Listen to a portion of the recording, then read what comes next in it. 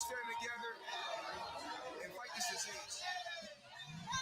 I've come this way before, traveled through the open door, circumstances navigated the path, and life happened all so fast. No, it got lonely sometimes, you see, I know we couldn't make it, even when I'm offbeat, I still land on my feet, and nothing can shake me, cause I know life took a hold of me. I never this is where I am destined to be. I'm not ready to give up. No, never. I believe in the miracle of life. Life's a play with no rehearsal. Learn quickly, they'll come for your role. Games get played, can't take it personal. Cause the devil is a liar. Telling you the truth, hey. It's all in what you do, hey. Some things you gotta do, hey. It's fight the millions, take a second, see the blessing in it. With much expected, much is given. When I made the living, now I'm giving back to children. Never let the power come first before your happiness, yes. You can be the best if you go the distance. Mix a little sweat with your persistence. You know that the best things are never instant. Just shine, let them see your brilliance. Get up, open up your eyes now. It's the moment of truth. No backing down. We're bringing it tonight. Oh,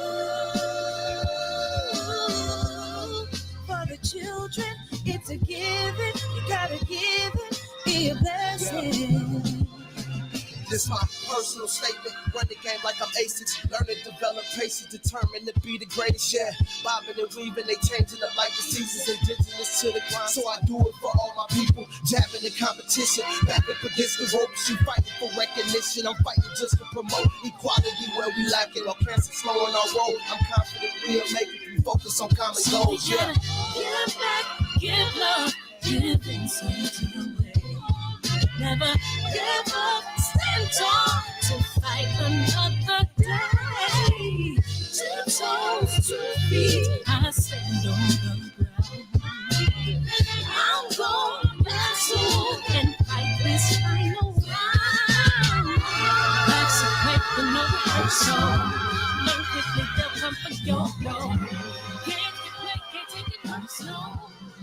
Cause the devil is a lie. Telling you the truth, hey. It's all in what you do, hey. Some things you gotta do, hey.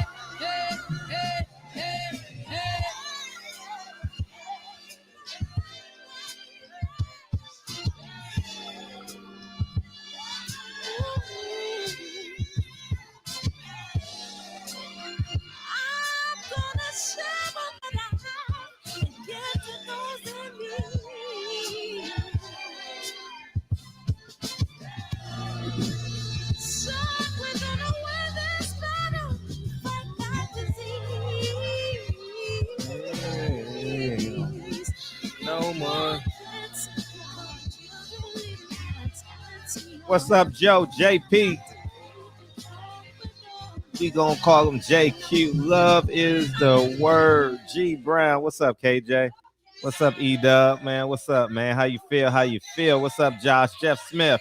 Why not? Denzel. What it do? What it do? Willie Beachman. Beachham. What's up? Boxing sparring. What's up? All nothing. About nothing. What it do? What it do? Andrew Charles, man. Thank you, man. Appreciate you guys coming here early. I know the football game is on and all that good stuff is on. Jalen Thompson, AJ McCoy, Mark Wunderlich, Jason Page, man. Thank you guys for coming in here. Let me play the trailer, man. And we'll get the show started. Yeah, I totally appreciate you guys coming in here. Yeah, why not 9 Wives real quick, man? Click the link that's pinned up there in the description box. What's up, Batman? How you feel? How you feel? And we're going to get it off like that. What?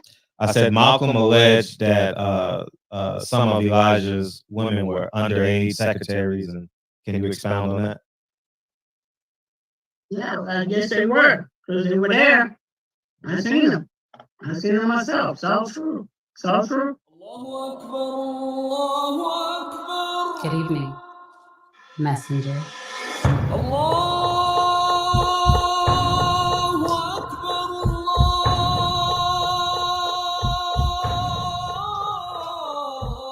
You convinced us that you were the last messenger.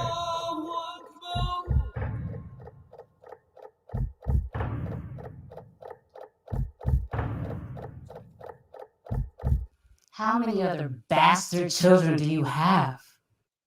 15 to be exact. 15, man. Welcome to the show, man. Appreciate you guys coming in here early and often, man. I think the NFL game is still going on. They went to overtime. Someone just boxer sparring just said Pittsburgh won. Good game. Good game. Sloppy game. You know what I mean? Sloppy game, but it is what it is, man. And we got a burner tonight, don't we? Man, we got a good show tonight. And should I start with my perspective?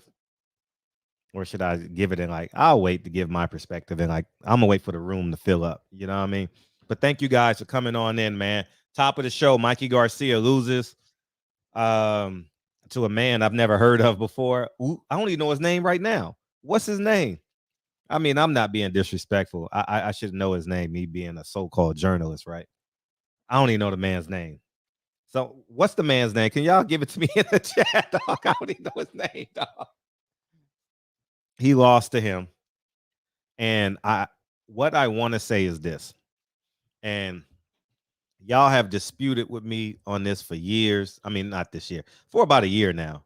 And I will stand by this. Sandor Martin. Sandor, thank you, boxer. Sandor Martin beat Mikey Garcia last night. And y'all have debated me with this for years. For a year. I don't know why I say years. And one of my problems with Al Heyman, one of my problems with Eddie Hearn, and most recently Bob Arum with Terrence Crawford. But most of the responsibility lies on Al Heyman because he has over 200 fighters, right? Is fighting once a year. Listen, boxing can't be what it should be if these guys are fighting once a year. It just can't. It just can't, dog. And that's why the NFL is so special. The NBA is so special because LeBron James scores 13 points tonight. Tomorrow night, he's flying to Phoenix and he can score 34 points. We done forgot about the 13 points. But in boxing, you have an off night. We get to talk about it for a year, 9 months minimum, you know, and then you get lackluster performances. You understand? What's up, Picasso? Make sure you get to your destination safely. It's Mikey Garcia, 20 months. Jamel Charlo, 10 months. Jamal Charlo, 9 months. Right? Everyone has performed badly. Andy Ruiz, terrible. Tony Harrison, although I will put an asterisk by his name because his dad passed. Terrible. 14 months. Caleb Plant, terrible. A year.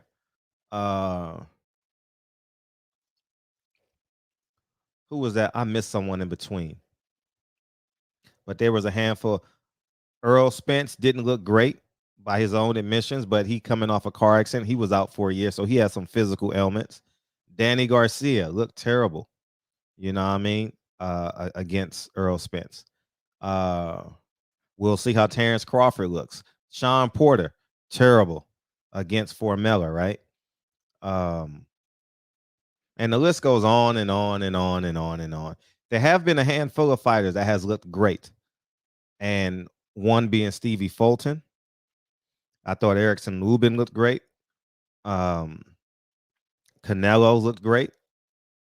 And there was one more that I had written down.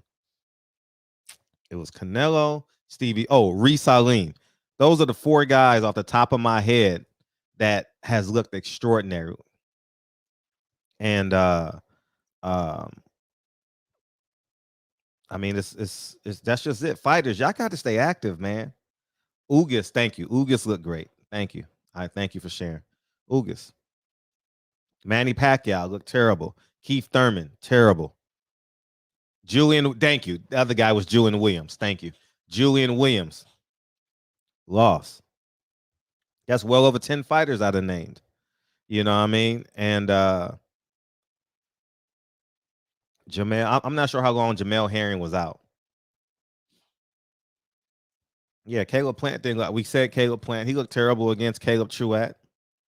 You know, and the hits just keep going. You know, fighters, you got to stay active. Even if you got to go take a fight in Mexico, even if you got to go fight on a local card in Atlanta, Miami, Atlanta and South Carolina is pushing out some good cards, man. You know what I mean? Oh, they do. They play on Friday, Willie. Yeah, play on Friday. I saw the advertisement. That's what made me think. See how advertising works? I know the Lakers are playing Phoenix on Friday, so I immediately thought of the Phoenix Suns. But yeah, man, I'm opening up the phone lines. I'm not gonna give my dissertation on the racism thing until we all get in here, because I think it's important that we have this conversation together. So we're gonna open up with Mikey Garcia. Like I say, I have no horse in the race as it pertains to Mikey. I didn't watch the fight. What's up, man? How you feel, man? Let me give you some music, man. My nigga, this is dedication. This is anti-hesitation. This is a real nigga celebration. What's up? What's up? What's up? Hey, Fred, I'm gonna open up on the racism thing real quick, because these Latinos think they can use the word nigga because they use everything else from us, all of our languages, all of the way, you know, the styles that we dress in. So they think they can use that word now. And that's all the Latinos, Cubans, Mexicans, all these guys. And they think they have the right to use that word. But that's up to us. Because if they use that word around me, they're going to be swallowing their fucking teeth. My generation don't play that. When I look at them, I look right through them. They are not black. They have no business using that word. So that doesn't surprise me at all. I mean, what do you think? I always say I grew up in New York. It's a completely different culture in the Bronx, you know. And if you want to fight over that word, be my guest. But yesterday was a different example. It was a different because it was on a platform where I had to stand up for being black. And yesterday, I think the Haney should have responded. You didn't deter the man. I think that there becomes a point where you got to choose consciousness over commerce. And I think they were so steadfast on making money and planning, which is making the fight, that they just deemed the disrespect as not as important. And I mean, you guys know me by now. I have to respond with equal or greater force because the world is watching. I just have to. I have to. And I've been this person since you guys have met me, whether you knew me when I had 100 subscribers or now you know me, I got close to 100,000. You know what I mean? It's the same thing. You know, I had to respond in that moment and tell them to stop. And it would have been a warning, and then it probably would have been some type of strong gesture, you know. No, but that's the only way they will stop. I mean, back in my day, if they ever even tried that, they'd be laid out waiting for a stretcher. And this generation now thinks they can get away with it. It's up to the individual to stop them. Once you swallow in your fucking teeth, you ain't gonna use that shit no more around no real nigga. We don't play that shit. If you ain't black, you keep your fucking mouth shut, you goddamn cockroach, or get exterminated. You know? But going back to fighting once a year, it's not necessarily just fighting once a year. It's what are you doing in that year? You're eating ribs, you know, you know, you're out at the club, you're eating all these sweets, you're partying. They're not working out, they're not in the gym, they're not sparring. Look what happened to Keith Thurman after he got married. Remember that? Remember his body? Very much so. That's what they're doing. Danny Garcia the same way, man. Danny was doing the same thing Keith was doing. See, and that's just human nature. If you're not boxing, then you're not boxing. You're at the casino. You're going out with your girl. You're spending your money. They figure, hey, I worked hard for this money. I might as well enjoy it, right? Mm-hmm. That's human nature. So they're not putting the work in. That's what I told you. It's a mindset, man. Mm-hmm. I live this shit every day. Like I wash my face every day, like I take a shower. That's how I approach it. I had to all my life. That's how I know when I step to a nigga, you can't whoop me, man. I do this shit for a living. You know, this is my life, my reflexes, everything. This is it. This ain't no game. You know? You know, when I whoop your fucking bodyguard, nigga, I'm sending you a message, motherfucker. You better be shitting your pants, motherfucker. I just knocked your bodyguard out, bitch. And I ain't even breaking a sweat. You feel me, brother? I feel you. So these guys, they don't approach it that way. It's a job to them, man. Mm-hmm. You know?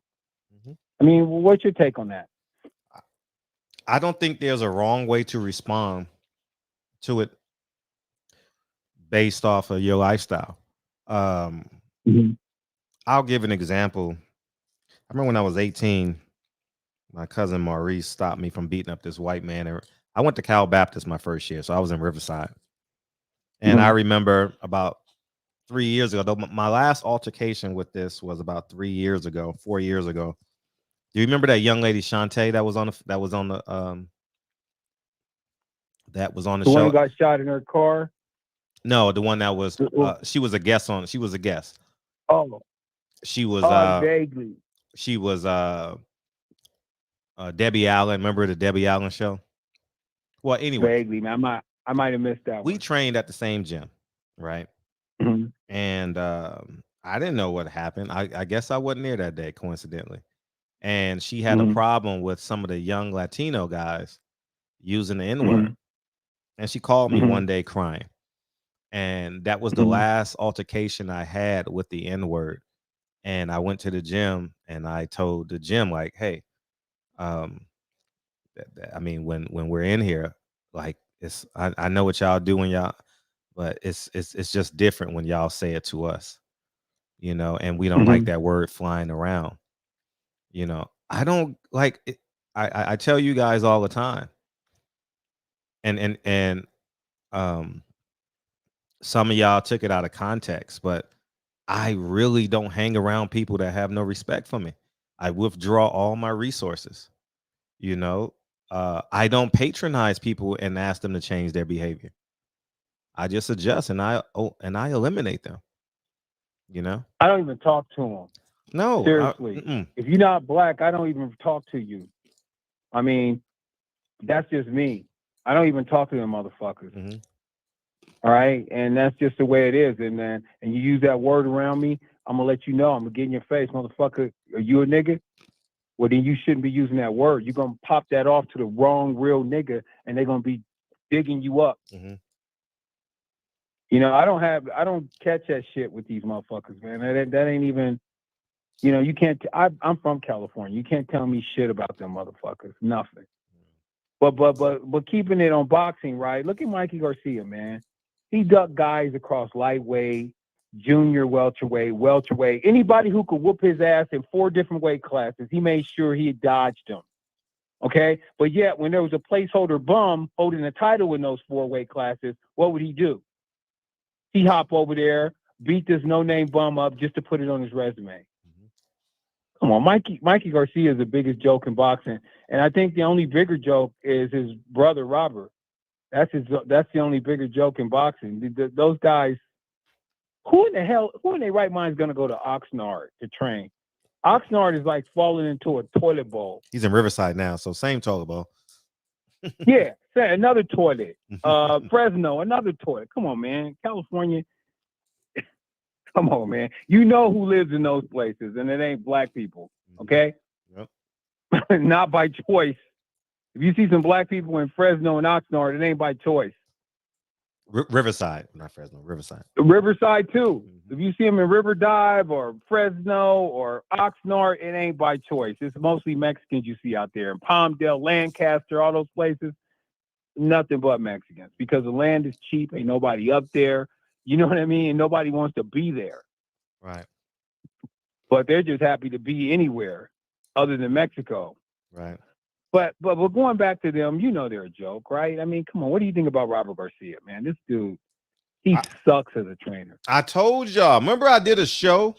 Robert Garcia's training style is outdated and he's overrated. Y'all don't. Mm-hmm. I told y'all. When did we have that show? About 2 months ago, 3 months ago. Do you remember that show? I missed that one. Oh my God. He is overrated, dog. Terribly overrated. He don't win big fights. What belt does he have? Who has a belt in his stable? Exactly. And even his father wasn't shit. I mean, maybe the Mexican fighters, some of them, they'll mention his dad and their family, but to everybody else, they're nothing. But they think in their mind, they're this great training family, and they're not. And Mikey, the funny thing about him, last thing I want to end with, was when he fought Earl Spence, that was such a joke. He ducked everybody who could beat him. Then he decided to fight Earl for a paycheck because he knew he was going to lose any damn way, and he'd rather lose to Earl than lose to the guys he was supposed to fight. Is there anything more pathetic than that? Right. But let me show you how chicken shit Mexican people are. They rooted for him. Oh, he's got balls. Mexicans think he has balls. That tells you everything you need to know about him. Right? But anyway, bro, I don't want to hold up the floor. Fred, I hope you have a good show, man. And thank you. Drill down on this shit. All right? I will. The room is filling up. All right, bro. Appreciate you. All right. I'm out, man. Peace. Thank you, Charles. All right. You're welcome, Frederick. Peace. Formerly known as the artist Super Coon. Appreciate you, dog. All right. I know y'all don't want to talk about Mikey Garcia as much, but after what happened, but I'm gonna wait till about 9:45, something like that.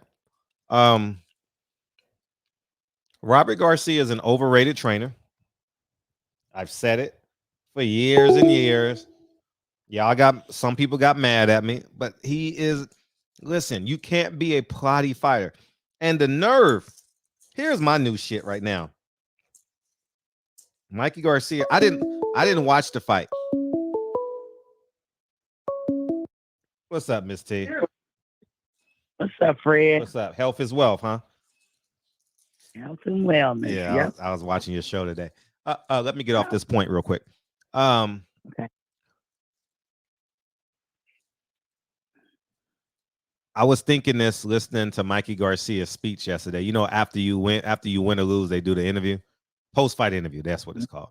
He said, "I was pressing the fight. He was moving." Listen, Mexican fighters. Here's the note. Here's the board. Here's the press release.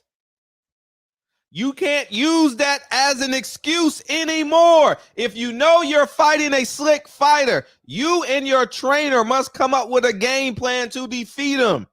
Stop saying he was running like a chicken with his head cut off. No, your feet are slow. You don't have the intellectual capitals to cut the ring off. You're not athletically gifted enough to cut the ring off. You're not smart enough or can't get to the body for the first 6 rounds. That is no longer an excuse. We got to stop. That's basically racism, dog. When they say, "Oh, you won't fight me because I'm going to use my God-given gifts." My God-given gifts is to use the entire ring. You have to figure out how to beat me because guess what? I know how to beat you. And I'm tired of that word. He was running around. He wasn't running. He can't run. It's a ring. It got ropes. He only can go so far. How come Triple G figured it out? And he's slower than you. You got to cut the ring off. That's no longer an excuse. That's no longer an excuse, dog. Every time, I'm not sure if I'm ever going to a fight, probably the next 2 or 3 years. I don't know when and if. But if I ever interview these guys, meaning these guys that throw out these racial undertones, I don't know if they'll never come on this show because I'm going to call the Teofimo Lopez family a racist tomorrow at some point or this week when I get to it. And they got to own up to this shit. And guess what? I don't have to care about them. And that's why I love this platform. Y'all show up, rain, sleet, or snow, whether there's a guest or no guest. So I know we doing something over here for the right reasons. And we got to start holding these motherfuckers accountable, man. If you can't cut the ring off, you shouldn't be fighting. It's like, how about if a black fighter says, man, I couldn't get out of the way. It's your fault you couldn't get out of the way. What do you mean you couldn't get out of the way? Come on, man. That dumbass. Anyway, what's up, Miss T? Congratulations on your show, Health as well. How are you doing now? You back on your diet? Good. Yeah. I started back on. Like it's hard to like completely get off and think you're gonna eat a regular meal. It'll take you a while to build up to that. But before I get build up, because it'll take you about a month to build back to eating like you were before. But before I do that, I'm gonna go back on it. Right. I'm gonna do it till I'm sick of it. So I don't have no real timeline, but I have like family members I know that watch it. Right. I know friends who are severely obese, and it's not always what people think. Like real talk, I don't know any person that overeats to the point that they really, really big. It's just how food affects you will be different than how it affects me and the next person, you know. So I was inviting everybody to take the journey with me. All we got is time. Time's gonna go no matter what we do. Right. So I'm gonna be doing it, and I'm gonna try to go hardcore just to keep up with y'all. And I be speaking facts about that. If I don't go hardcore, my success doing it at a slower pace will be so minimal. Like with me going hardcore would be at the same pace as if y'all went at a slower pace. If that makes sense. Got it. Because I just don't have all the organs y'all have. But I ain't gonna cry about it. You know, it's like man-made problems, man-made solutions. Right. Man-made solutions. Facts. So, Mikey Garcia, I totally agree with you. I've talked about him on my show. And my thing with Mikey is I look at his intent. I don't see that he wants to be the champion. I don't see that he wants to unify. I don't see that he wants to be undisputed. I see he wants to have a money grab. Yep. And it's my job to give him that money grab. So I'm not paying to see Mikey do nothing. I really don't care. I don't hate Mikey.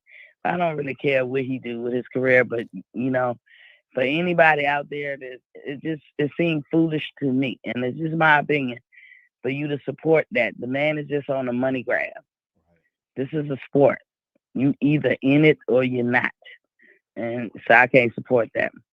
When you were talking about the inactivity of fighters, is it me or do fighters these days have a notion of, it's almost like they think they on the Mayweather pathway. And I keep saying all the time, what God had for Mayweather is what God had for Mayweather. It doesn't mean that his career path is going to be duplicated in everybody. It's like people scared to take a L. And they forget when Mayweather started the first 3 years, he was fighting all the time. He was fighting damn near every month. I remember Floyd. Remember he was fighting in Flint. He was fighting in Oakland. Floyd was fighting. I remember them fights. He was fighting in Caesar's Palace. I remember being outside and he stopped the Mexican to the body. I remember that shit. Yeah, 1996, 97. Oh. 96, 97. I remember that vividly. I remember it because I followed Floyd when he lost in the. I'm like, how you lose? You know, I mean, that was the Michael Johnson Olympics. Remember Michael Johnson with the gold shoes?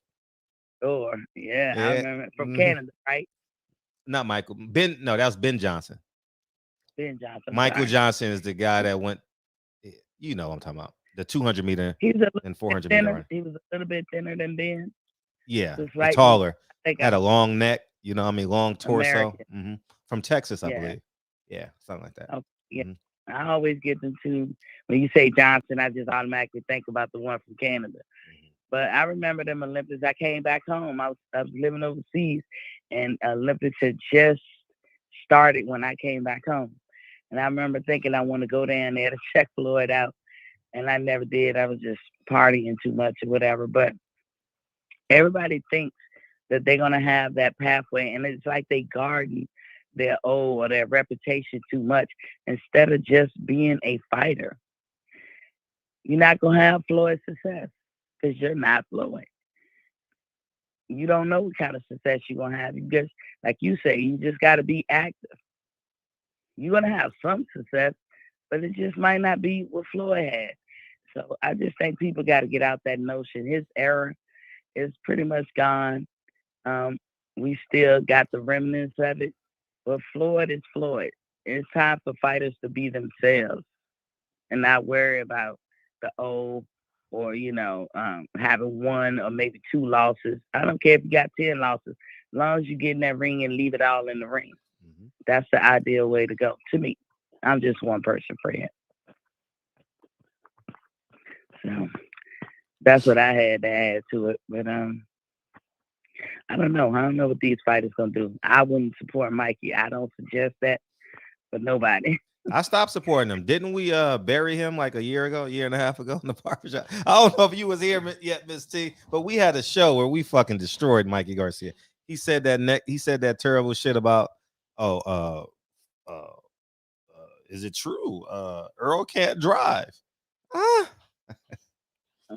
It's just some underlining stuff. So, but anyways, man, it is what it is, man. These fighters are just. I don't care if your name is Al Heyman, Bob. I think I've been. Let me ask you a question and give me your honest take. I know you only been here about 6 months, Miss T. Have I been consistent as it pertains to when Bob Arum fucks up? Do I go at him as well as Al Heyman? I think you've been consistent. Yeah. I think you read the room better than most people want to give you credit. Mm-hmm. Like, your audience. Mm-hmm. So, like, even I would say Bob Arum is 90. Mm-hmm. At what point, like, I don't say excuse 90-year-olds, but at one point you got to be like, he's 90. Mm-hmm. Kind of like what you would do with a kid. Okay. Oh, yeah. He's one. Yeah, I get it. And that's, I see you doing that. You might go harder at other people, but like you said, their accountability is more. You expect more, probably from Al Heyman. Mm-hmm. And like, it's okay to disagree with you. I'm sure some people do, or in some of those areas, I don't even know nothing about it. I just be sitting there soaking up information as you're saying it, like how it is when you're around them. Mm-hmm. And the things they're doing or how they don't protect Black media and all that. Mm-hmm. I just listen to you because I know you know. Mm-hmm. But if it seems like, to the chat, if it seems like he giving Bob a pass, I don't think that's what he's doing. I think he's an old man, and sometimes you just got to give respect to old people, period. If they 90 years old, they earn the right even when they wrong. Old people are funny as hell. They don't hold their tongue. They say anything out their mouth, and how they really felt, it start coming out. Mm-hmm. But they're 90. You got to let it go. The time to get them was way before that. Mm-hmm. So I understand you, Fred. Yeah. I think you're a consistent person. I do my best. I wouldn't even listen to you if you wasn't. Oh, thank you. Yeah, because I went hard on Bob on the Oscar Valdez thing. And calling that woman when he said fuck that woman, like, I went hard on him. So, and Bob knows I'm gonna go hard on him. You know what I mean? But he don't hold it personal. So it is. And who are you, Fred? If you don't stand on your principles, right? Because I think a lot of us, especially when we're young, we be emotional, including myself. And when I started just living by principles instead of emotion, I didn't myself. Right. But that was a lesson I had to learn. It took effort. It took me, even when I wanted to quit, be like, fuck this, I'm all in my feelings. I was like, no, look at people's intent. Let that be your guide, know. And I've done better. So, Fred, you good. You all right with me. You know what I feel about you. Oh, thank you. I appreciate you. Thank you, Miss T. Because I was about to nosedive into These PBC fighters getting the motherfucking. These PBC fighters getting shafted, man. I don't know how they just sit there with they finger in their mouth, with their thumb in their mouth. They getting shafted. How the fuck are you fighting once a year in your prime? It's scary out there, Fred, because either you about the bag or you about your legacy. And sometimes, you know, you like I said, you got to pick something to be about and stick on principles. Like I did my show today. I didn't have much followers today. I'm happy that you watched it. But I know a couple of people watching and they needed to hear it. And for me, I call that a game. Even if it's one person, I said, that's a game. Because I know that I'm telling the truth and I know that I'm passionate about it and I don't have a malicious intent in my heart. Right. So you can't let pretty much how people feel about you or what they think stop you from doing what you know in your heart is right. And that's and once you satisfied that, then you good. You always good. You know, so blast them if you have to. I might not even agree with you on some of the blasting, but I always know your heart is in the right place, and that's enough for me. Oh, thank you. I appreciate it. Thank you. Oh, and tell Kyle. Yeah, he'll be here shortly. He did a hell of a job calling that fight. I don't have ESPN, but I felt like I was there. Fred, really? If I could, yes, he did good. He had a lot of passion, but that was from what he said was a good ass fight. Man, what if it was a boring fight?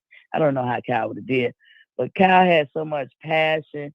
I closed my eyes and imagined that this was 1920s before TV. You know, TV came out in 1951. And everybody had to listen to fights on the radio. And it almost felt like, the person commentating made you feel like you was right there ringside. And that's how I felt listening to Kyle. So shout out to Kyle for that one. He did an excellent job. For sure. Well, appreciate you, Kyle. No. Now he got me praying to the boxing gods. Somebody upload that to the YouTube. So a sister could check it out because I'm not buying ESPN. I ain't getting it. I don't watch them other sports. I just wasting my money. So, but that's all I had, Fred. Keep doing what you're doing. Sometimes I don't make it in because I get tired, especially since I've been back. It takes me like a week or two to get over them flights. So it's all I could do for a show.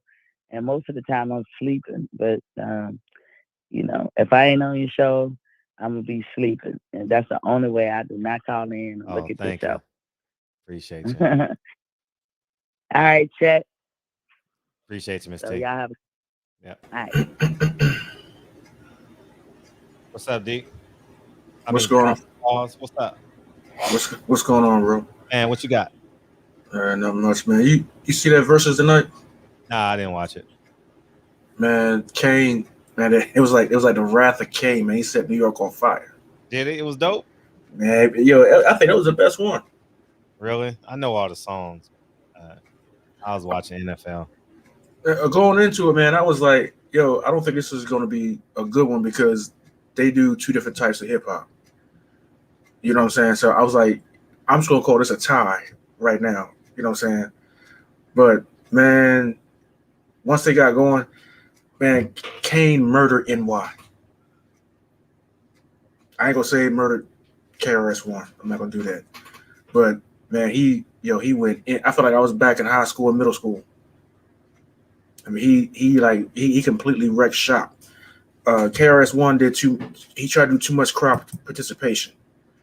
But man, that's one for the archives right there. Okay. If you're a hip hop head, that's one for the archives.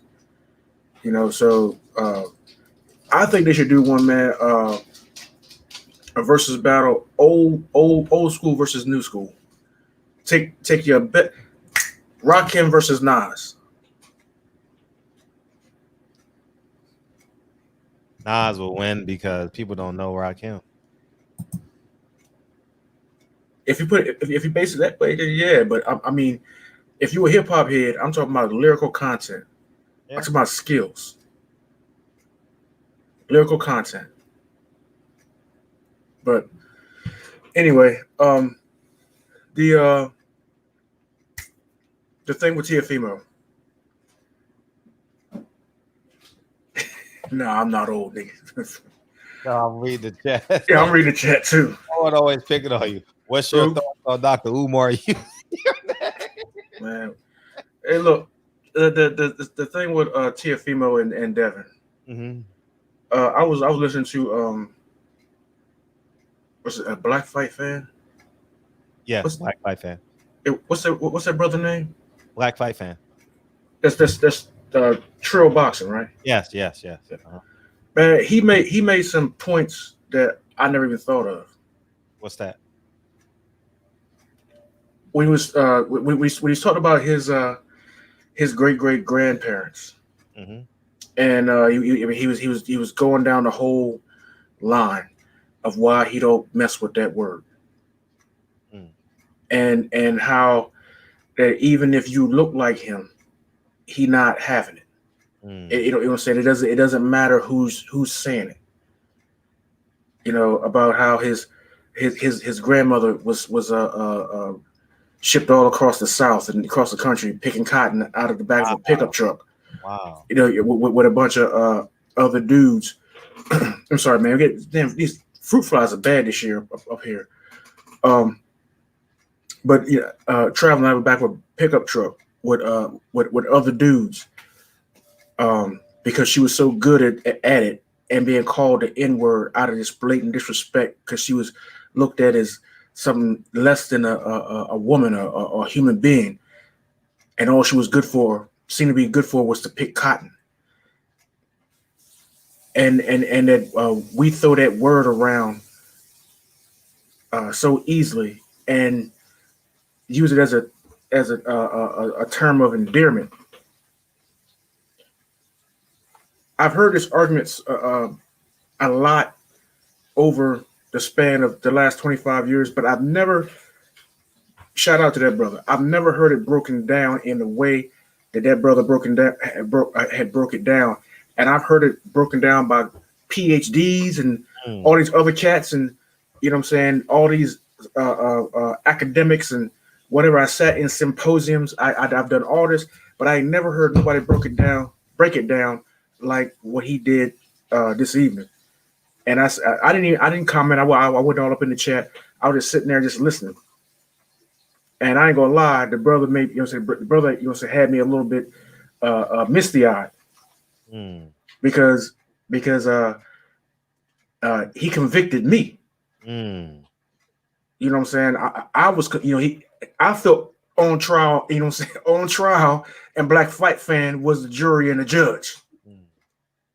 The way, you know what I'm saying, the way he broke it down, the two sisters didn't even have nothing to say. And when he said I don't like your father because he wasn't there. And something about your mama because she I'm about to go back and look at the show. Okay. Go back and look at the show, and then examine yourself. That's what I'm going to say. Go back and look at the show, and then examine yourself. I will. Because I've said, you know what it remind me of when Richard Pryor was talking about how he went to Africa. And he said, "Do you see a nigger here?" And he said, "No, I don't." And after he came back from Africa, he did not use the N-word again. In none of his shows. After he went to Africa and came back home, came back here, he never used the N-word again in another one of his stand-up shows. Or in any of his in his personal life, as he said, right. We can't say whether they did or didn't, but that's what he said. So yeah, man, shout out to that brother, man. Big shout out to that brother, because you when you hear that brother's testimony and you hear what, you know, saying, where he come from, what he been through, or whatever, you have, you know what I'm saying, a lot of people that think they better that would try to write their brother off. Oh man, that dude, you know what I'm saying, he on this platform, and you know what I'm saying, he done been to prison, you know what I'm saying, he done this, that, and the third. Everybody listen to him or whatever. Man, I didn't listen to guys who got multiple degrees, got a doctorate and everything else, all this other paperwork, and they ain't never broke it down like that. Ain't never broke it down like that. You could gloss over everything they said, like, oh, okay, yeah, I heard it before. I never heard it like that. Because a couple times I didn't know whether I wanted to stop listening because it was hitting too hard. Holding you accountable, right? Exactly. I like stuff like that. Hold me accountable. And I'm gonna tell you a story after that. So go ahead. Bring it all. No, finish, please. I'm at this point I'm repeating myself. Yeah, you are. I did hear pieces of it, but the family was just coming back from Disneyland, so I had to, do that stuff. So I didn't hear it like from start to finish. But I will say this, and on this film journey that I just did with the movie I just did, right. and learning how upstanding Malcolm X was, that was like my rubric, like for like being cathartic with myself. And I was doing some things, and I have that duality with the N-word, and I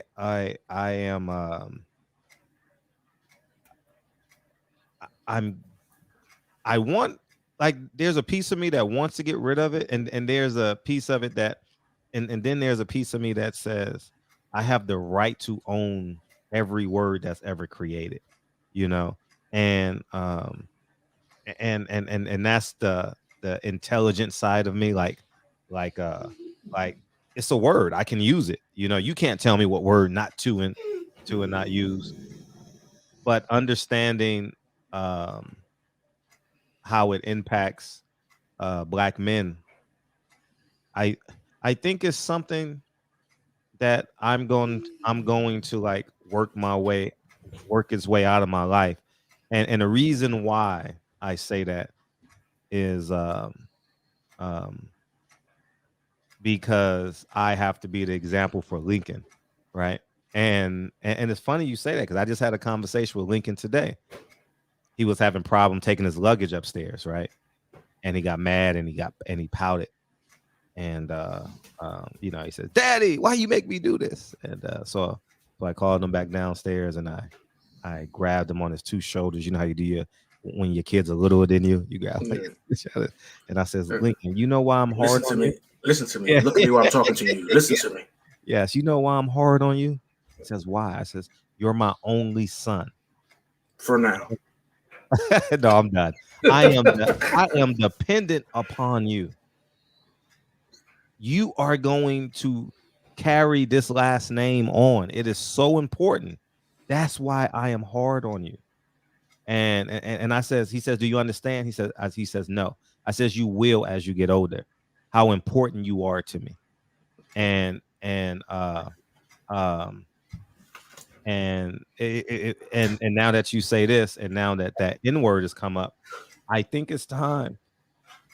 I think it's time, because listening to Teofimo Lopez yesterday, I was like, and the fact that the Haneys didn't respond to it, I was like, are we so desensitized? Like. Well, I told Bill Haney the other night that Devin is one of those. Well, we all know Devin's special when it comes to boxing, but I think Devin's special for for other reasons in boxing, and it's not all just throwing his hands. Devin's he's got a mind for business, but I think Devin's got I think Devin, because he's young, he can transcend the sport in other ways. So like Devin is one of our young kings in the sport. You know what I'm saying? So it's a little different when you disrespecting one of our individuals like Devin. You know what I'm saying? What is he like? He's like the youngest. He's the youngest black promoter in the sport, right? If I'm not mistaken. Probably champion as well. Yeah, yeah, both. Yeah, he's the youngest one, so he has that potential that uh, there's a whole lot of things that can come out of Devin's career as long as he stays healthy mentally. So it hit a little different, and that N word. There's also a derivative of that also that does mean king. So maybe we should lean more towards that, and that's a negus in the Amharic, in the Ethiopian is negus, which means royalty. It means king. So I mean, once you get into that stuff, then I know. What you about to watch? Kaiser Sose? What you about to do? Tony Soprano, Kaiser Sose, Scarface, Godfather. What you on?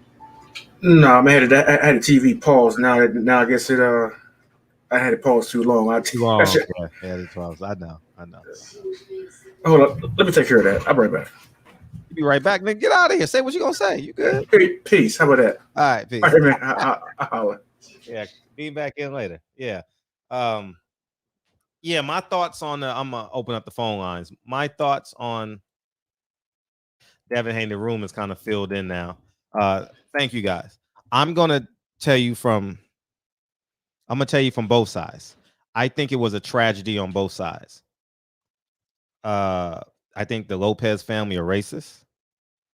About 2 years ago, I was gonna go in on them, and people told me, no, don't do it. Reconsider. Oh man. Shout out to Andre 3000. And I didn't. I held my tongue. I shut my trap. And he's young. You don't want to ruin his career. You don't want to put that R word on him. I thought he was racist 2 years ago. And the fact that he was so comfortable using that word multiple times in that setting, cameras rolling in the front of a black father and son, shows me that, one, he has no respect for you. I'm not even going to number it. They have no respect for Devin Haney, Devin Haney, Bill Haney. They have no respect for other black people. He doesn't respect our, shall we say, culture. I don't know how we define that now. They can give two shits about you, about me, about you. And that's how he's going to proceed to carry on with his career.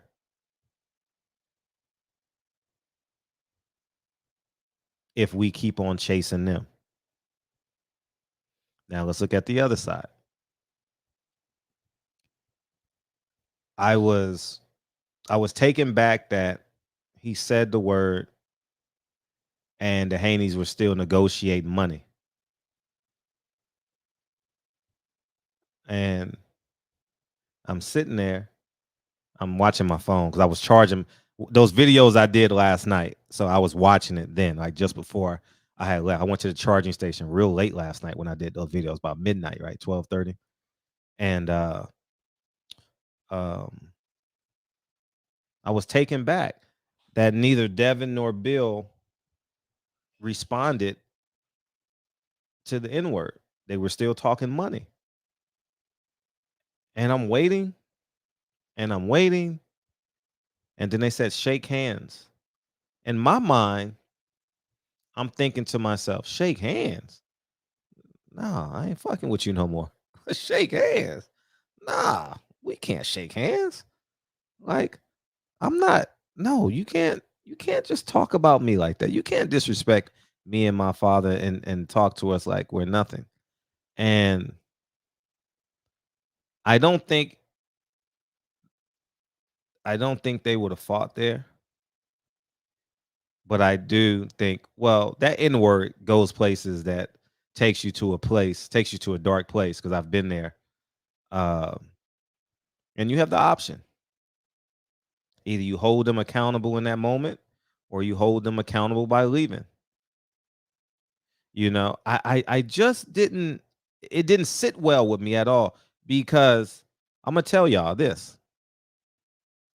I have never, in my years, I probably covered boxing for 10 years, like with the credential, or 9 years, 8 years with the credential. I would never allow that on my watch. Never. And y'all know it. I would never allow it. It wouldn't happen. If I had a phone right then and there, I would have interjected and said, "Did you just use the N word?" You understand what I'm saying? And I probably wouldn't have said it like that, but you get my point. I think the level of disrespect that the Haneys intook last night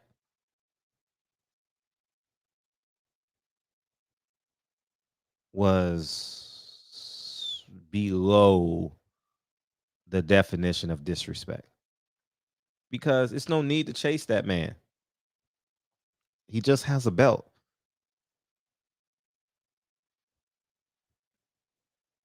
Like I said on my show, when Bill Haney was on here, y'all can go create your own movement, because you can afford to pay for your fights. You don't have to chase JoJo Diaz, Ryan Garcia. Who's the other Latino? Teofimo Lopez. Let them fight each other, and let them just die off, because they have no melanin. You know what I mean?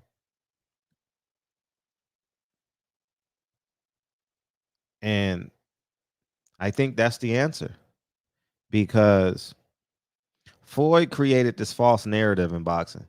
Like, it's an absolute. Floyd chased Oscar De La Hoya, right? And then he wanted to take over the Mexican holiday to spite Oscar De La Hoya. And then Floyd did what? Gave all his powers to Canelo Alvarez. And now Canelo Alvarez is what? Don't give a fuck about your black ass. He just put a guy on for my gym. He's fighting on the card November 6th, a Mexican fighter. He's fighting on the card November. A guy from my gym is fighting on the card November 6th. I'm going to go back to the gym. I haven't been training in that gym since COVID, but he's fighting on Canelo's card. They drove down to San Diego this weekend and got the deal done. So I think that it's incredibly important that we understand it and not deal with that disrespect. But we're always going to accept that disrespect when we're chasing currency. It's no need for us to chase currency anymore at this level. At this level, for real. How the fuck does black people run the sport but chase Latinos? I don't grasp that. I don't understand it. I don't. I don't understand it. But when we're living in a world where everyone wants to take a selfie with the celebrity, everyone wants to fake it till they make it. Everyone's profile is bigger than their actual living existence. I'm using the term everyone, but that's not true. People are just afraid just to be genuine. And that's a bigger problem that we have. You don't have to chase Latinos. A Latino fighter don't validate what God gave you. And I think we got to get back to the core, man. We got to have them. We got to leave them in the desert and let them die of dehydration.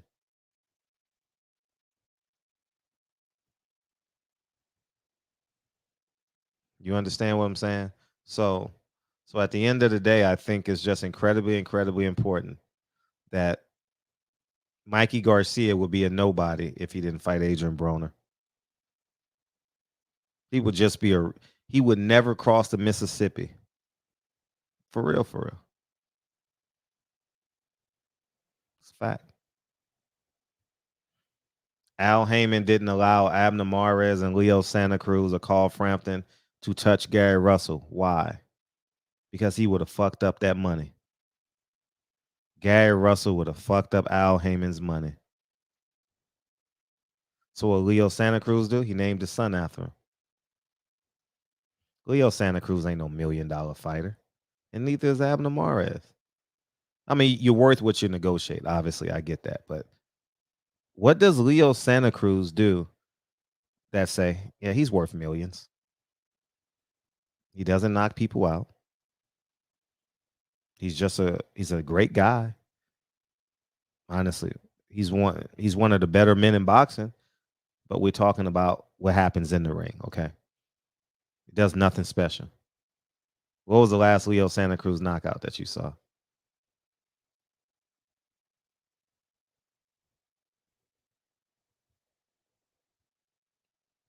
So that's the point I'm making. Blue Bud said that Teofimo Lopez non-black friends in New York use the N-word more freely than other places, but why didn't Lopez use the N-word on Loma? You're right. You're right. I do agree that New York is a special place as it pertains to the N-word with Dominicans and Puerto Ricans. I will say that. But when you can say that knowing you got 100 cameras on you, and feel free to call in. There we go. Where are we at? I'm sorry. Y'all don't have a number. I got to say something. You know the world is watching. You know this is going viral.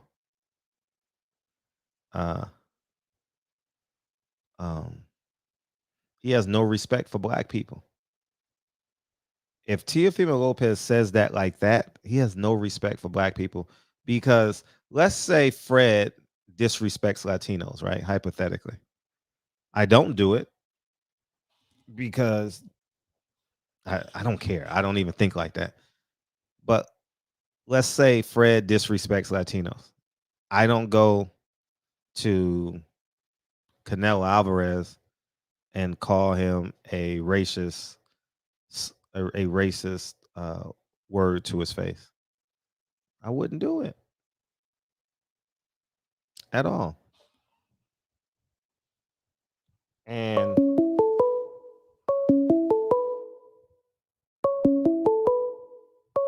what's up, 513? Hey, what's going on? Hey, what's up? Turn me down in the back. What's up? Oh yeah, I'm just calling in, what's going on? Turn me down in the back. Oh, my bad. I apologize. I cut it off. You good? Y'all good? Yeah, we great. What's up?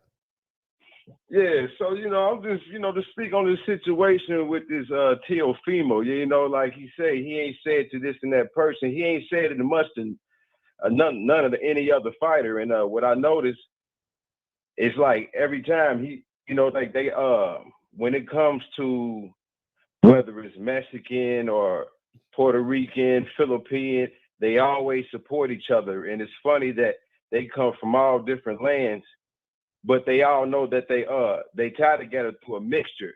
And through that mixture, it's usually, because a conqueror is coming in and taking over. But they know that happened, but they still neglect to say they had ties with our Aboriginal cultures and stuff like that. So since way back in history, they always veered away from that. And in New York, see, my brother, he's Puerto Rican, and I'm from New York, and I'm from Ohio, I'm from Cincinnati. So yeah, it's a mixture out there, and we can understand that. But looking at it from a Teofimo perspective, he's not looking at it like that. And his family, they come from let me see, I think Honduras or something, not somewhere near Honduras or something like that. So they not necessarily, even though he's born in New York or whatever, around those areas, this dude is completely coming off on a racist tip. Mm-hmm. That is like straight off what I'm saying from him is completely coming off on a racist tip. That's just how he's getting down.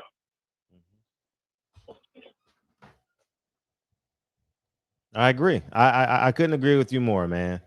it was definitely racist.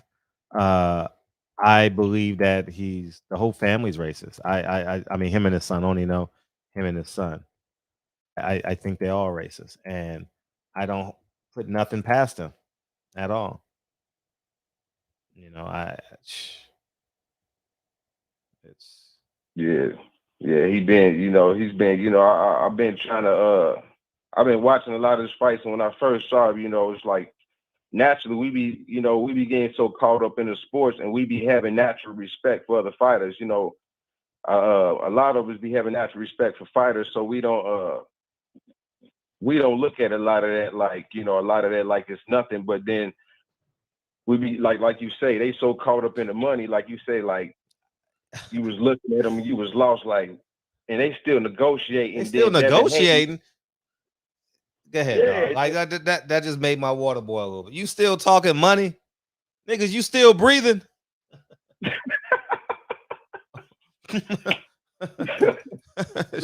like it was like it was sad because Devin Haney, when it came to that situation, I start sinking because I start losing respect for the little homie. It's like I still respect him because I know he a dog, but I was losing respect because it was like this man is spitting in your face. He's spitting in your face in front of the camera. And I thought Teofimo only said it once, but I heard you say he said it multiple times. Yeah, and, multiple times, yeah. Very comfortable. Very comfortable. Man, and and it's like, and I was just wondering, like, and I'd be like, the type of guy like me, I would already ask the lawyer, questions like, if it ever comes to a time I have to hit somebody, if I hit them, what's the roundabout what I get sued for? It comes to a situation like that where, I think I would have teed off on him, man. Yeah, I probably would have teed off on him, or something like that. But I just would have had to hit him or something like that. Like, but yeah, he knew exactly what he was doing, and it's like they seem to have respect for other fighters when it comes to another race, and they appreciate it. But it's like all the stuff that we did in boxing to help all races. You get what I'm saying? Like it's like we always mention the Mexicans, we mention the Puerto Ricans, we mention anybody who's good at their craft, and we respect them. We really do. But we don't get that back at all. We shouldn't expect it. I mean, like I heard something today. Shit, who said it? Well, as it pertains to, will the WBC come down on him because he said, I think it was on Instagram. Because because Devin Haney said white boy, right? I'm like, I wouldn't expect nothing from them. This is welcome to America. Welcome to America. We got to stop doing comparative analysis. I've outgrown that. COVID taught me a lot. We don't need no comparative analysis. Well, if you was a white person, duh. Right, it's like this. We never came out with that analogy. First, we was named what? We was named they was calling us and I know I heard old boy when he was speaking about the cultural thing, all our cultural thing where we just looked at as kings, but this is whole derogatory name, as in when they add the extra G to it, but a lot of people, they not hip to that type of stuff. And when it comes to Teofimo, what I mean? Like when it comes to him, they got a lot more. They know, like when it comes around to Mexico and down those areas, you get what I'm saying? And they from El Salvador. That's where his father's from and all that, or whatever. They're from El Salvador. See, they know a lot about the cultures, whether or not. So he knows what he's saying. And when he's saying that, I never ever seen him use that word ever personally. Now I don't know if you ever seen him use it besides that, but when I just seen him use that, oh yeah, I know he was saying it out of passion. And when it comes to that, like, yeah, they know exactly what they own. And, it's like they never, like they give, like, like a lot of people say, they give Muhammad Ali his props. But deep down, but deep down, you know, it's like they hate him. You know, it's like they had to respect him, but deep down they hate him. But they only really respect him when he was dead. Right. Facts. You know what I'm saying? So, you know, it's like because I never heard nobody mention Muhammad Ali until I was at work one day. The head boss was at the table and he was referring to this one guy in his craft, and he was like, "You the Muhammad Ali of contracting." And then, oh man, all of their faces just sunk. They was like Muhammad Ali, you know, like, and it was like I looked at him. Yeah, it made him want to cry, but deep down, the boss, you could tell since he was young, he been watching him, Mm-hmm. and he had a love for him that he probably would have never said until he died. But you know, it's like, yeah, man, you know, I just want to call in and spit that, but you know what I mean? Like, you know, it's real obvious, and I understand what Blue Blood say because I watched Blue Blood. Oh, I didn't hear what Blue Blood said. I gotta watch it. Yeah, you know, he what he was doing, Blue Blood. I could see what Blue Blood was saying, but Blue Blood is coming at it in a pure heart. Because Blue Blood got a good heart. He always try to look at the best side of shit. But at this time, nah. You know what I'm saying? Like, and I know he's speaking, he's like, man, this is New York. This is coming from a New York standpoint, man. One thing I do know is, even though they say it like this, here it goes. You want to say the word nigga, but then you want to call yourself Honduran. You want to use the word nigga, but then you want to call yourself fucking a Chinese. You want to use the word nigga, but you want to call yourself Mexican. You get what I'm saying? Now, you don't want to be me. Because if I asked you, would you like to change and put yourself in my shoes? You would go, hell no. Right. Right. You can't live in these shoes. You can't handle it. Right. If you was AKA white, because white don't exist. Black and white don't exist, but we use terms of land with everybody else. But when it comes to us, we start going to a crayon box and shit. We want to fucking go blind.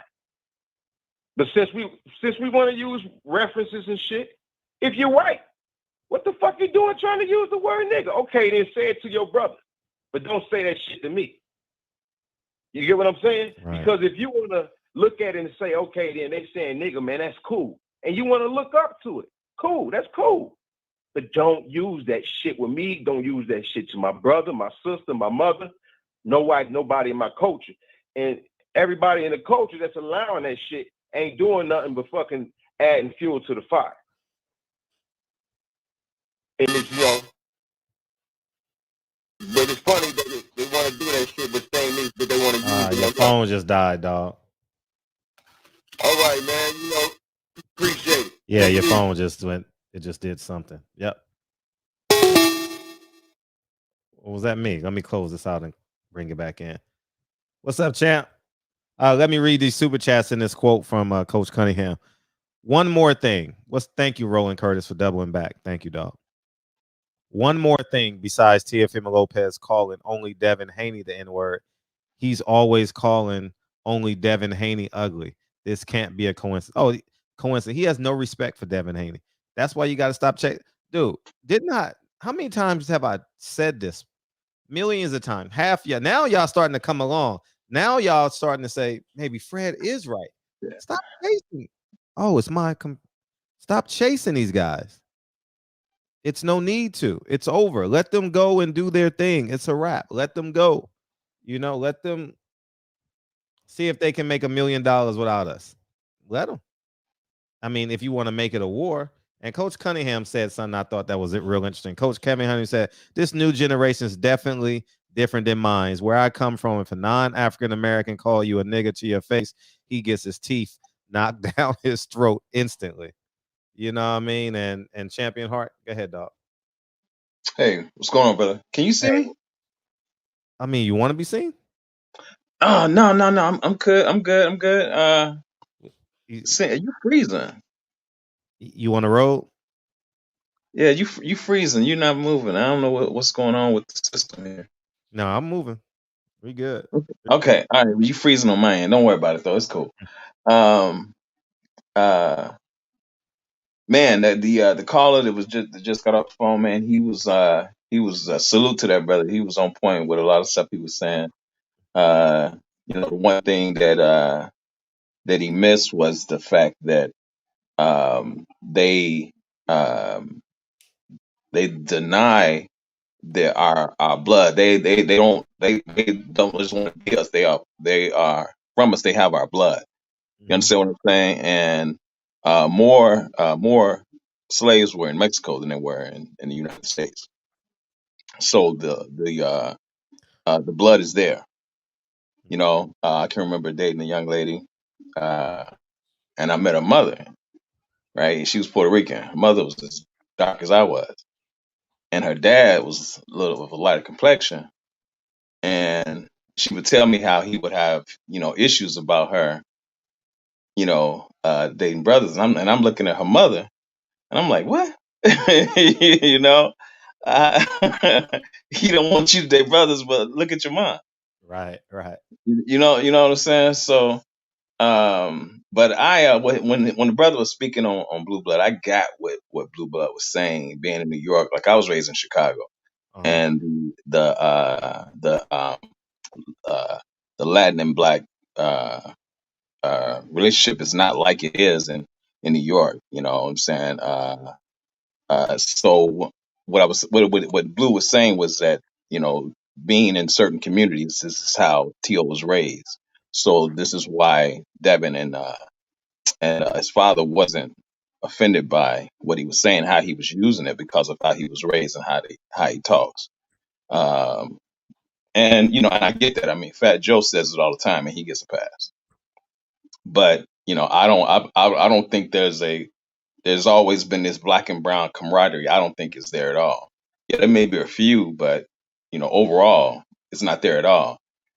And because they get an honorary white card, and when Trump gave them their nigga moment, then they want to come back and say we together. No, no, we not. Hold your own nuts on this, Julio. You know what I'm saying? Trump give me your nigga moment, you're gonna have to deal with it. Right. You know what I'm saying? So, but yeah, the brother was on point to call in. But I got what Blue was saying. I definitely understand what Blue was saying. I gotta go watch it.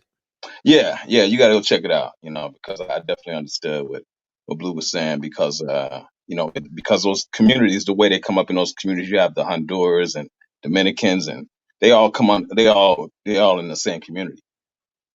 You know what I'm saying? So how they talk to one another and everything is just normal. So I got exactly what he was saying. And it's not like that, but it's not like that all over. And Blue, Blue said that. He said that's not how. Because people in the chat were saying, well, this is not acceptable, and we don't say this here, and it wasn't like that for me in Chicago. So, and that's what Blue was saying. If you that's not how you were raised. So I understand why you're saying. Now the thing is that did T.O. mean it that way? Because I think it's all cap. I think it's all for nothing. Teal don't want that fight because he knows Devin gonna beat the brakes off of him. Well, it can't happen anyway. The promotion companies. Promotion, exactly. So it's just all cap. You know what I'm saying? But I think somebody said it in the chat. Did he use that word when he was talking to Lomo? Mm. You know what I'm saying? Why did he just use it when he was squaring off with Devin? Was it in a disrespectful manner, or was it just you know, uh, how he was raised and how they talk? So, that's the question, and that can be argued. You know what I'm saying? I got you. Yeah. Um. But yeah, I had to run to St. Louis, man, and come check on moms real quick. Okay. How's she doing? Yeah. Man. I need to get her to Texas, man. Mhm. I really need to get her to Texas. Mhm. I mean, you've seen this house. I think I've showed you pictures of this Mhm. house. How massive it is, man. Just her being here by herself. Yeah. Yeah, not good. You know, not good. So just trying to figure out what we're gonna do.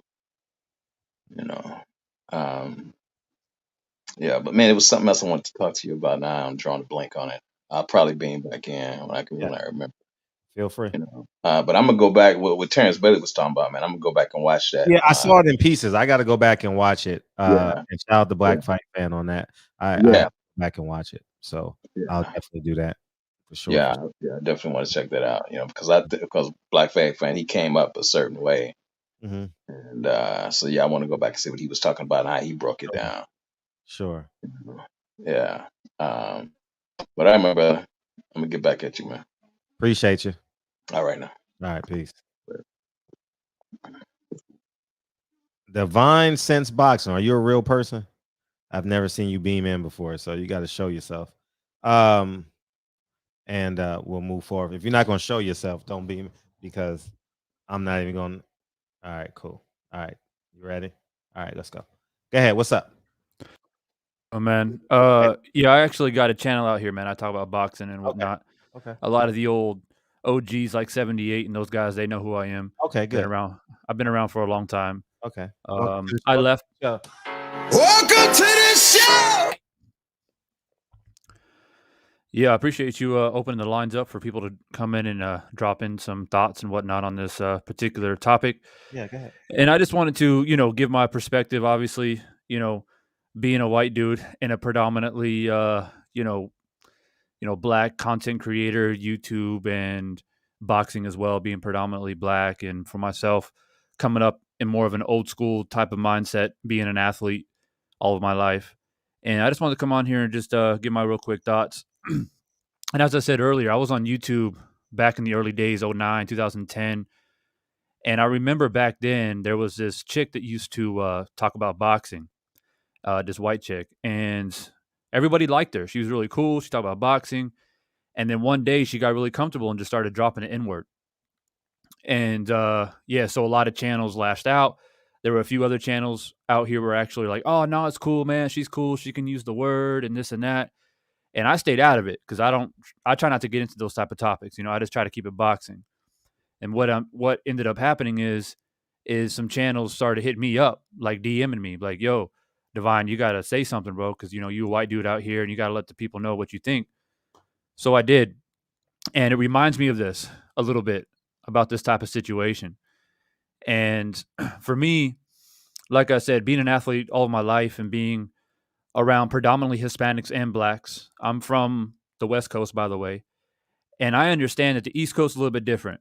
And the reason why I say that is because when I joined the military, is the first time I actually met people from, Chicago, New York, all across the East Coast. And it's the first time I ever heard like Puerto Rican cats and Dominican cats and all these Latinos from that side, using the N-word. That was the first time I ever heard it. Because when I was growing up, that's a no-go. You know what I mean? Like for me, it's just a matter of respect. So playing sports and growing up in that environment, for me, I just felt like I didn't have to use it to be cool. Like if you're respected, then you're respected. I didn't feel the need to be like, oh, I got to earn my way to get into people's good side so I can use this word or whatever have you. I just never felt like it was necessary, and it was really just down to respect. And when I see Teofimo speaking like this, for me, I feel like he's scared. For me, I feel like he don't want nothing to do with Devin Haney, and it's all about a lot of talk, a lot of false energy and whatnot. And that's how I feel about that. But I agree when people make the comparison that when he uses it against Devin Haney, it's like, oh no, he's cool, man, because he's a cool dude. But then when it was used against Lomachenko, or somebody said he didn't use it against Lomachenko, right? He never talked that way against a white dude, right? So then it's different. Nobody says anything then. And yeah, so it's just, for me, man, I don't have an opinion per se because it's not my place to come and say how people should speak or not speak. I leave that up to the black community to have these discussions. I just wanted to come from my own personal viewpoint and give my personal perspective. Well, no, we appreciate you coming in. And appreciate you coming in.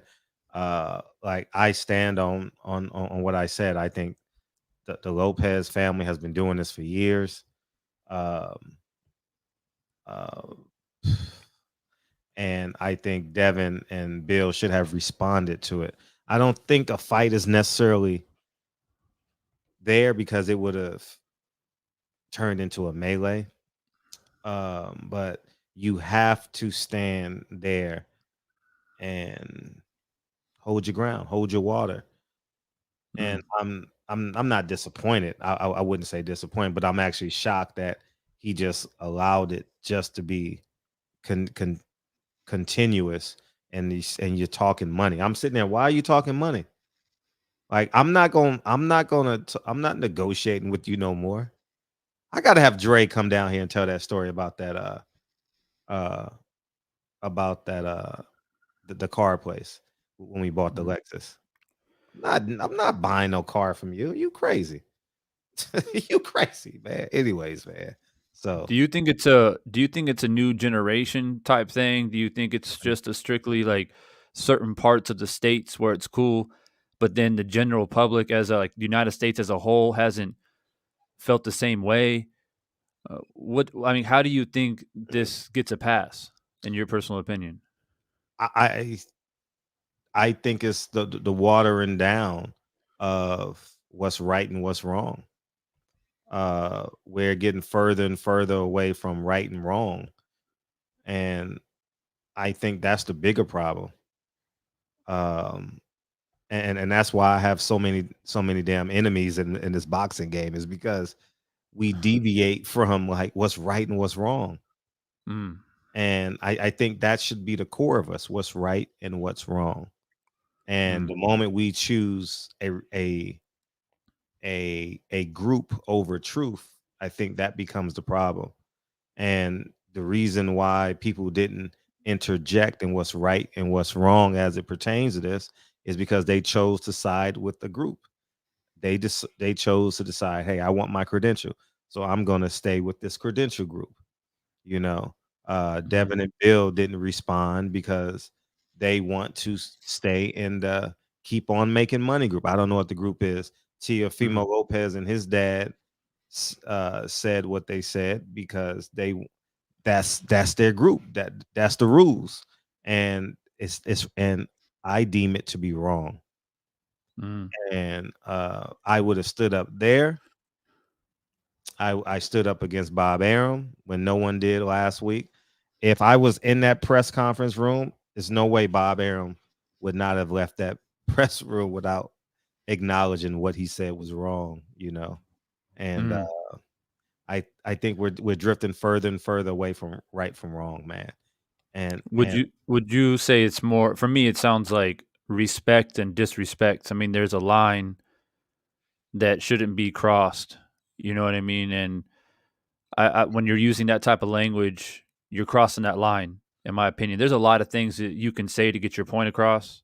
yeah, And but again, it comes down to language and culture, and if it's accepted, then they may not see any wrong in it if that's the way mhm, they talk in their everyday life. facts. Um, it I wouldn't necessarily a blurred line. I would think we're allowing them to step over the line.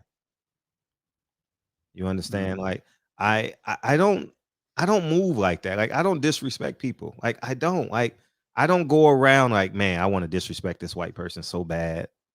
mm, I don't have that in my life. And if it is in my life, I'm getting rid of it, mm. you know? Like boxing. As a boxing fan, boxing is so disrespectful. So I don't give boxing my money. Yeah. Oh, And I see a lot of people commenting on the videos all across YouTube and on Instagram. A lot of people are saying like, "Ah, y'all just sensitive, man," and this and oh that. really? I say Oh, I see it a lot. I say Yeah. yeah, I say fuck them. I'm not gonna just say it's a race. I'm just gonna say fuck all of them. I don't give if you say we being sensitive, fuck you. I mean, at the end of the day, it's it's it Well, and is. somebody asked me back in the day what I mentioned to you earlier about that story of that chick, that white chick that started dropping it. Mhm. And the conclusion to that story is obviously she got a lot of backlash and she ended up shutting down her channel. Oh wow. But a lot of people, came to me and asked me, how do you feel when you actually hear non-blacks say it to black people in front of you? And I just say, yeah, I find it kind of odd, but it's not my place. It's not. You know, I don't do it because it's just the way I was brought up. But, you know, I've noticed over the past 10, 15 years that it's being openly used more. Like I heard it back in the early 2000s, late 90s. I'd be like, what? You know, I would be even more shocked. But now I see it more. I see it all over the internet now. I see it in real life now. And I just never felt like, oh, well, they can say it now, so it must be cool for me to say it now because they get away with it. Nah, man, because again, it goes back to respect. And I've never felt the need to have to say it to like try to be cool or whatever. You just be who you are. If you real, you real. You know what I mean? And that's just the way it is. That's just the way I've always looked at it. Yeah, And if we begin to live in our authentic self, then your life ultimately gets better, and then you can be a huge asset to others. But yeah, absolutely. yeah, but yeah, we totally appreciate you calling in though, for sure, for sure. Oh, definitely, man. And I've been watching you for a while, bro. Thank And you, man. I appreciate you. yeah, I love the work that you do. Like I said, I was gone for a while, so I was gone for about 5 years. I came back, so I'm just catching up. There's a lot of new Okay, channels out I here, appreciate you. so I'm just like, okay, this is cool barbershop, and you know, I want to I was follow. yeah, I was listening to 78 Man because, like I said, him and I go way, way back I before just the followed you. LDBC. I just followed you. Oh, I appreciate you, bro. Oh, Yeah, so any other time you got a boxing match coming up and you want me to jump in on a conversation, I'll be sure. more than happy to, bro. Okay, for sure, for sure, for sure. All right, stay up. All perspectives. Thank you, dog. Yep. Yeah, peace. And before I got TB and we got Anthony coming in, and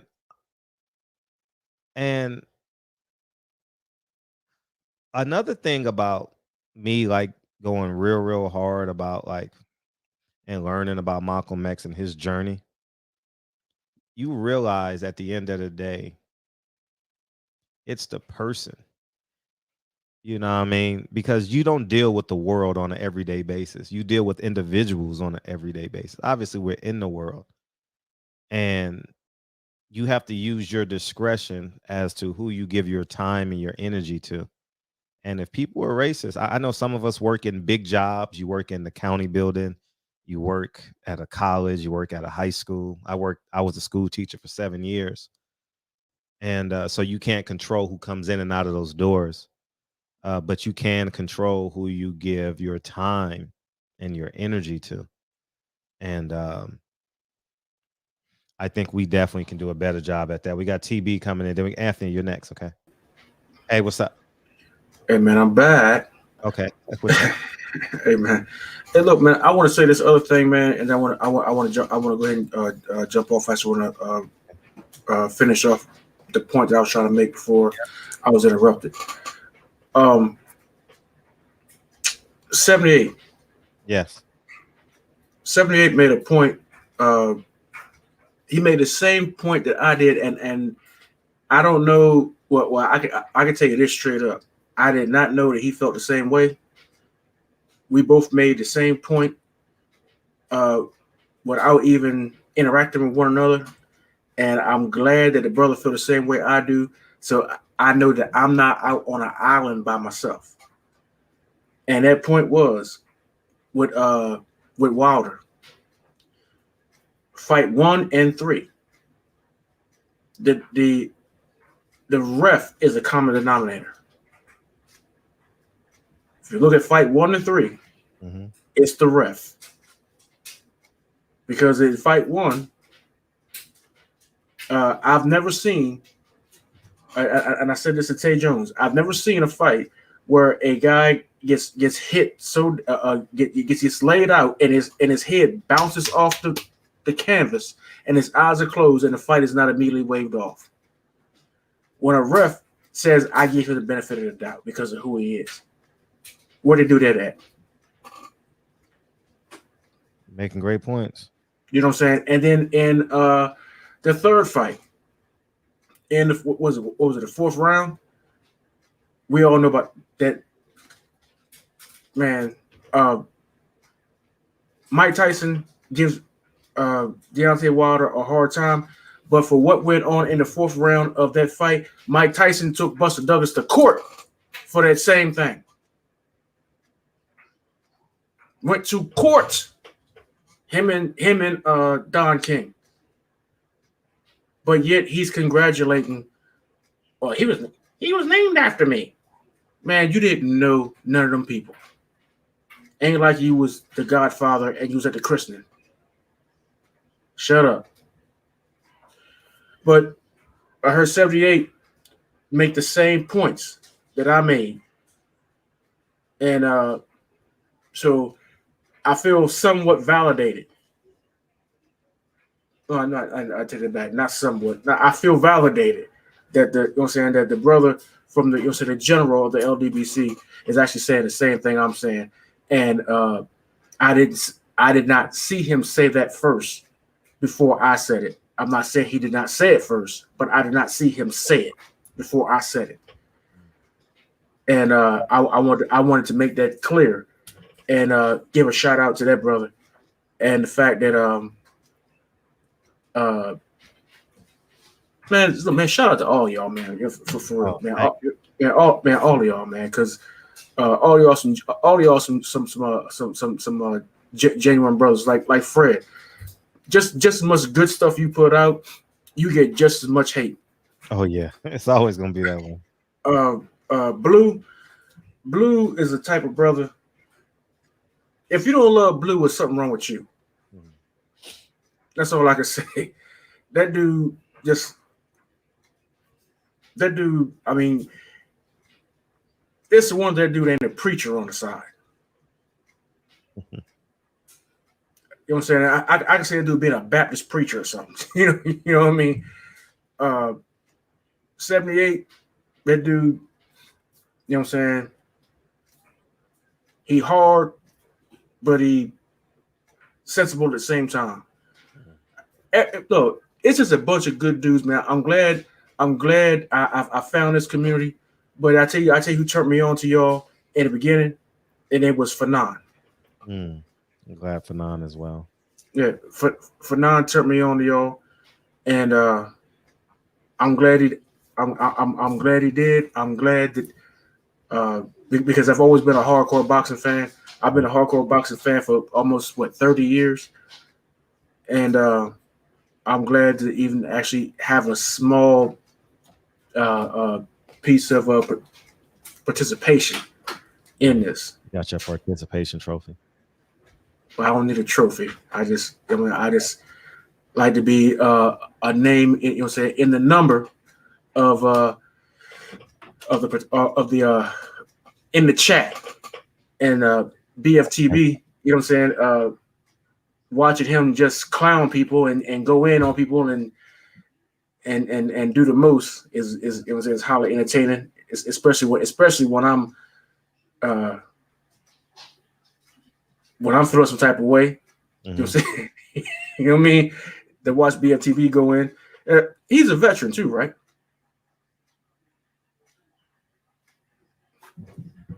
I think he's been since day one, BFTB, or he started late, you know? No. I think he served. Oh, a veteran. Yeah. Absolutely. Yeah. I was like, let's go. Like, wait a minute. The cadence and how he talk. I'm like the cadence and how he talk and how he go. I'm like, hold up, man. Look, this sounds like too familiar. This is a brother. So all y'all sound alike in the military? No, there's a cadence. You can tell who served. Really? It's kind of like in the Nation of Islam. You could kind of tell if they're in the Nation of Islam. You can tell who's you. No, I wasn't being funny. Like they all have a cadence, like, you know, when they outside. Some you can, some you can, some you can tell with some you can't or whatever. And then there's some faking the funk. But you know what I'm saying? But you know, that's what I mean. If you, as you can see, I posed it in the question. You know what I'm saying? But my first inclination, like, I think he's a veteran because the way he talked and his tone of voice. You know what I'm saying? I'm like, I think he's a vet. Yeah. But heard this time. Let me go and get out of here, man. I appreciate you, bro. All right, peace. All right, peace. What's up, Anthony? What's up? Hey, what it do, Fred? Hey, how you doing, man? I ain't gonna complain, man. I want to salute to you for having this conversation because thank you. This is pretty deep, especially in California. Oh yeah, very much so in California for sure. I'm out here in Louisiana now, but I'm from California, born and raised. Los Angeles. I was born in San Fernando Valley. Mm. So I'm pretty familiar with this kind of conversation. Yep. But I want to say I don't think Teofimo Lopez was being racist. I think I think he was saying the word nigga just to show Devin Haney, like, look, I'm more blacker than you are. When I beat your ass, I'll steal your fans, stuff like that. However, I do believe they have some kind of disdain towards black people. I mean, I believe, Charlos, they have the same disdain for black people as Teofimo Lopez. I believe it's about the same. But I just want to give y'all a little history of where I come from and stuff. Like growing up, I had Mexican friends. I'm talking about elementary. We stayed in the same apartment, and I couldn't go in their house because their grandmother or their mother would tell them like, we don't like black people, and the Mexicans would relay that to me. And this is about 2 or 3 different kind of friends, 3 different times. My first time ever experiencing racism was from a Mexican. And, coming out here to the South is different. And then I see in Texas, it's very different. I heard Black talk about this, like Mexicans rock with black people in Texas, but in California, it's a very fine divide. You go to prison, you see like Bloods and Crips come together to go against Mexicans. Like, race is race versus, race versus race. So it's a very hard line we walking with this, man. And you about 2 words away from starting a race war. But yeah, man, I just believe that I don't think he was racist by using the word nigga. Like if Devin Haney would have said, don't use that, and then he continued, then I feel that's where the racism and the disrespect would have played its part. But yeah, man, that's all I wanted to get off my chest. I might beam back in if I get something else. Okay, for sure. But salute to you, man. Keep going. Everybody go check out 9 Wives. And y'all hold it down, man. LDBC. Thank you, brother. Thank you, Anthony. Appreciate you, big dog. Peace. Yeah. I'm gonna open the phone lines back up. I just felt this should have been addressed from the media's perspective, from the Haney's perspective. What's up, Ant? Yo, what's good with it, Fred? Hey, I'm great, man. Appreciate you, West Virginia. What's up? Man, people make too many excuses, bro. You understand what I'm saying? Like you said, it's either you gonna hold people accountable or you not. You can't straddle the fence. You can't, you know what I'm saying? Oh, I got Mexican. I got Mexican homeboys too. You know what I'm saying? I got, homies from South America, Puerto Rican homies, all that shit, right? But I let them know up front, bruh, my reality and your reality is 2 totally different things. You understand what I'm saying? And your family know what's up. That's why history is so fucking important. Mejor la raza. Mexican people watching this, Honduran people watching this, and South Americans who watching this, that's a trigger word for them because they know they heard that their whole lives. Stay away from blacks. Marry as light as you can. It's in majority of their households. That's how they talk. That's what it is. People can try to defend them because, you want to have access to some Puerto Rican pussy, some Honduran pussy. You understand what I'm saying? But this is the real. Mejor la raza is a very racist term that's been taught since the 1800s because there was so many mixed race, you know what I'm saying? Basically black children being born. So they were saying, stop having sex with black people, have sex with more Southern European looking featured people. Like, do not have sex with black people, with Africans. So for people to act so oblivious and be like, oh, well, my heart and how I feel, instead of going what's real, that's the problem. You in your feelings instead of just seeing what it really is. Fred called this shit out hell ago, and I remember it. Everybody was saying, "No, Fred, you wrong for that. Come on, man. You grew up in New York City. You know how it is. You know how it is." But listen to the tone. You know, it's one thing, like, "Hey, what's good, my nigga?" And it's nothing like nigga. You know what I'm saying? Like, and you opposite race, because he never claims to be Afro. Look, if he claimed to be Afro-Honduran and he showed the black grandmother that they hide in the closet or in the cellar or in the basement, then that'd be different. Right. But he doesn't fucking do that. And that's where the issue is. You understand what I'm saying? And the father, he even more. Yeah, I remember even an interview I think he had with not Christina Pancha. God damn, I think it was Michelle Joy Phelps, and he talked about, yeah, man, when I was in prison, man, I had to fight blacks, I had to do this and do that. Da, da, da. So he's always had that racial undertone. Even when they were sparring, and his son was somebody was getting the best of his son. Davis. I remember him saying the N-word then. You know what I'm saying? We'll get that nigga back the next time. I believe that's what he said. I could be wrong. I could be wrong, but I think that's what he said, if I can remember. Because it was distinctive. It was in my head. I was like, oh, shit. Like, this, you know what I'm saying? This motherfucker love using the N-word, and it's the way he used it's the undertone of like, oh, I hate you, nigga. You know what I'm saying? Like, that's the, I don't know. I just feel like a lot of people are trying to babyfy it and put a pacifier on it. Fuck that, man. We men. Are we boys or we men, Fred? What are we? Man. Okay, we men. Well, we got to handle this like men. You know what I'm saying? And the most Haney could at least did, even with the camera, hey, man, let me take you to the side, bro. At least that's how we do it where I'm from. Look, if you have that much love for somebody, let me take you to the side, bro. Let's get away from these cameras. Hey, you ain't gonna talk to me like that in front of no cameras. You hear me? You know what I'm saying? I'm a man just like you a man. Respect me. And if you don't respect me, I'm gonna knock your ass out flat right here. I don't give a fuck about the money and all that shit. Hey, I got lawyers. You know what I'm saying? I got my Jewish, you know what I'm saying, my Jewish lawyers. You know what I'm saying? I'm caked up, just like you caked up. So I'll knock your ass out right here. That's the energy you should have had.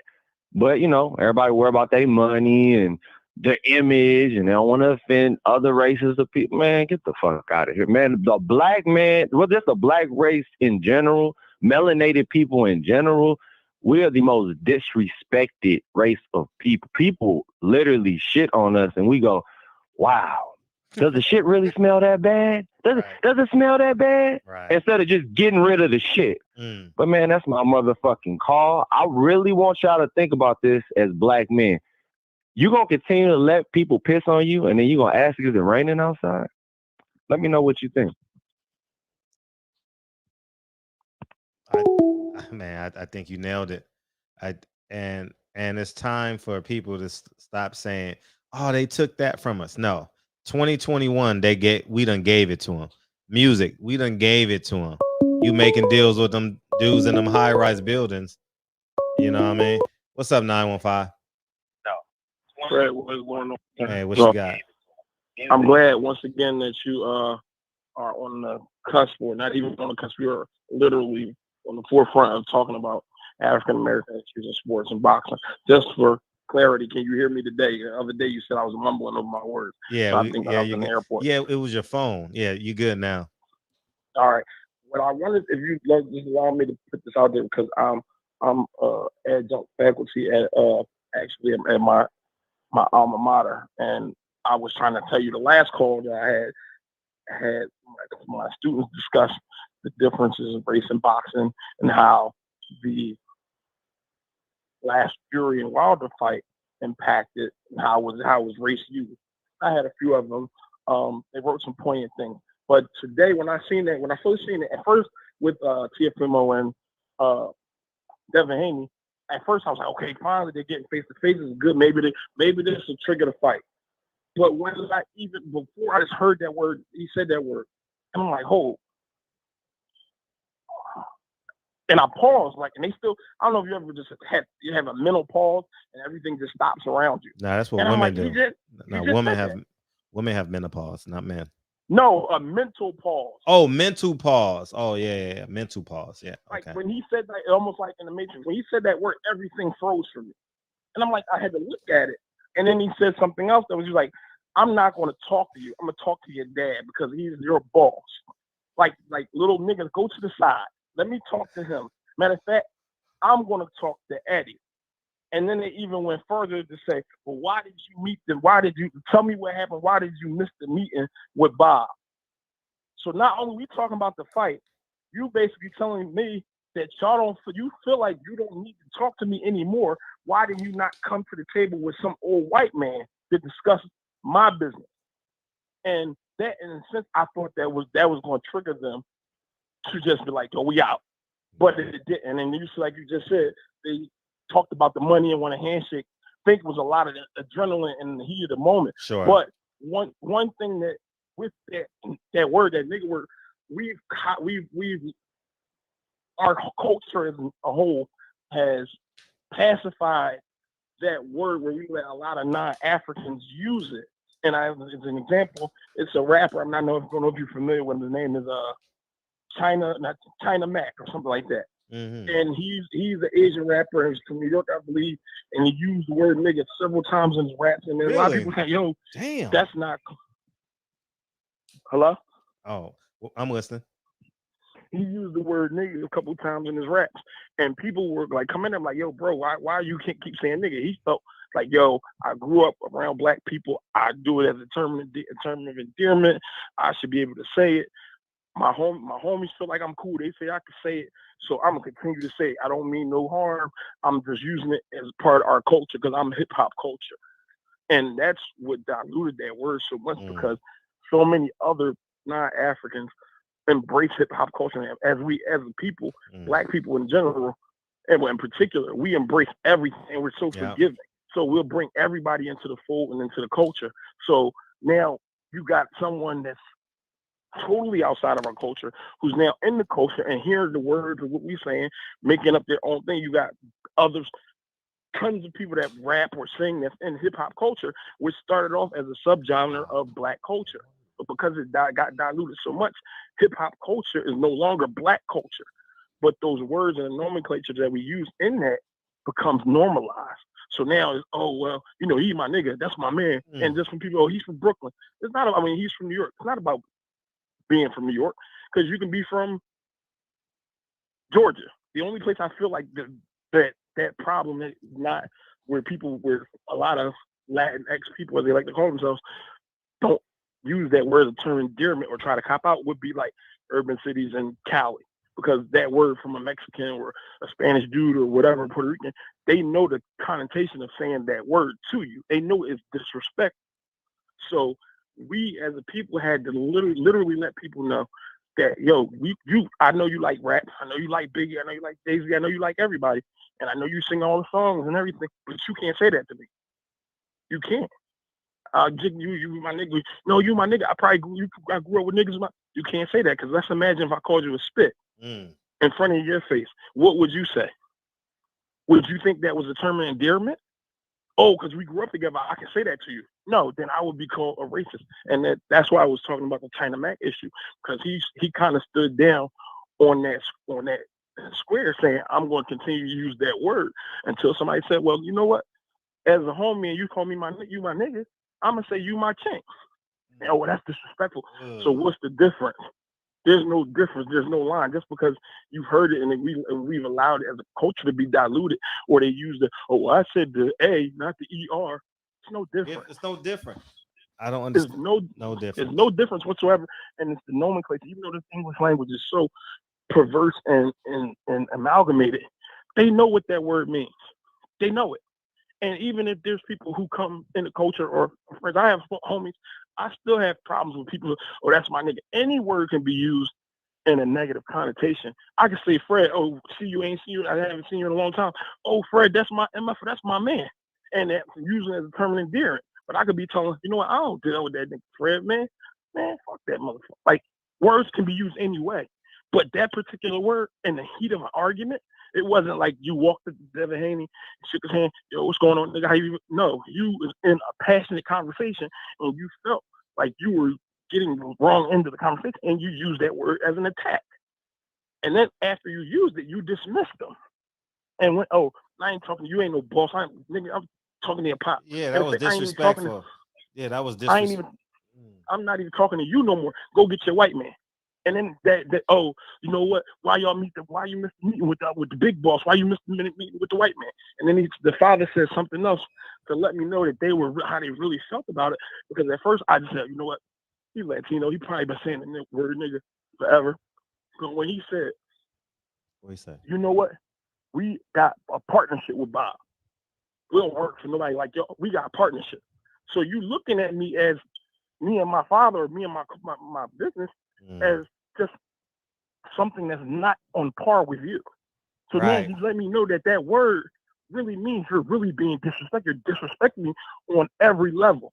But I don't feel like Bill or Devin seen it at the time because there was so much heated argument. Now, if Teofimo wasn't Latinx or whatever he is, he said Honduran or Ecuadorian, if he was white or not anyone non-black or someone that doesn't resemble them, it would be an issue to them right there because, oh, he just called me a nigga. No, this is a guy that's in our culture. Right. And we let culture be perverted so much where we let anybody in, and now they're able to use what was basically ours.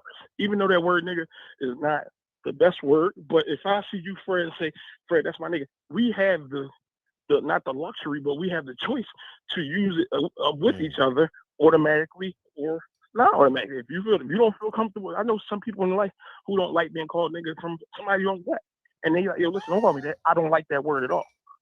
So the fact that they just said it, and then when someone decides to call him on it, guarantee he goes, oh well, I don't know why you're making a big deal because, man, like I grew up in this place and I grew up with this and I like this. I used to fuck black girls. Like he's going to make it so nonchalant, and so is the media. And that's why when I seen what Blue Blood put up, and I seen the preview for 78's joint tomorrow. Oh, really? And what you talk, I think tomorrow he's going to do a topic on it. Okay, good. And I seen you say, because I first was like, damn, wonder was Fred going to hit? Was he going to talk about the Mikey situation? But when I seen that, you're like, yo, this bull said this. I'm like, all right, well, maybe I wasn't wrong. Maybe, because I'm like, yo, when he said it, Tom just stood still. I'm like, oh, this bull was real. It had a lot of vitriol with that. And that lets you know that other people don't, like you say all the time, other fighters, other promoters, other people don't respect black fighters, black media, black people as a whole. No matter what we do, no matter how you climb, you still have that undertone notion of underlying racism that'll come out any given day. Right. And I always, I'm gonna close on this before I get the song. I was in like my second year undergrad. I had a professor. Her name was Joyce. Really weird because she had two first names. Two first names really messed me up. But a white kid was in a class and he was like taking little notes and talking in class or whatever. It was a big lecture hall. And she stopped him and she said, sir, I just want you to do me this favor. If you're not going to respect me in this class, I want you to, since you're very creative because you can write notes and you can pass them on, I want you to look at me as if I'm a 67-year-old white man. Give me the same respect that you would do an older white man. If you cannot do that, please leave. And I always use that as my barometer of respect. If you want to talk to an old white man like that, don't talk to me that way. I don't care how you feel. I don't care what the topic is. And that's just in general in life. And then I best believe if Teofimo, which probably would never happen, when Teofimo was sitting there talking to Al Heyman, he wouldn't say the word nigga. If he was talking to another person and that could do something to benefit him or to not benefit him, he wouldn't kick the word nigga. Or neither his father. They wouldn't be, oh, I say nigga. No, he meant that. That was the true anger. I was hoping maybe the whole thing was staged and this might be a hype for the fight, but it's not, because that's how he really feels. He feels he's superior to Devin Haney, and they've told him that, and he also feels that way even when it comes to all those stupid belts. Because you're just this kid, you're not that. Neither are you. But I feel like I'm more superior because I beat a white man, and a white man is validating me. And I talked to the WBC, and they told me that I'm disputed, even though that you got this little belt over there. Doesn't mean nothing, or doesn't mean nothing because you're the one that had it. If you put that belt on a Mexican guy or another white guy, he would be, oh, I want to go show that I'm the real champ by beating him. They disrespect us on so many levels, and that's why I do like you. I love your channel for it because you call them on it, and you call and you put it out there. It might be 300-400 people in the shop at this time, whatever, and you might reach 5,000, 6,000, 7,000 people on a given day, but at least it's out there. It can't never be diluted. It can't be taken down. This day right here, October 17th or 18th, whatever day it is, wherever anybody is, we're talking about an issue that is pervasive in our country.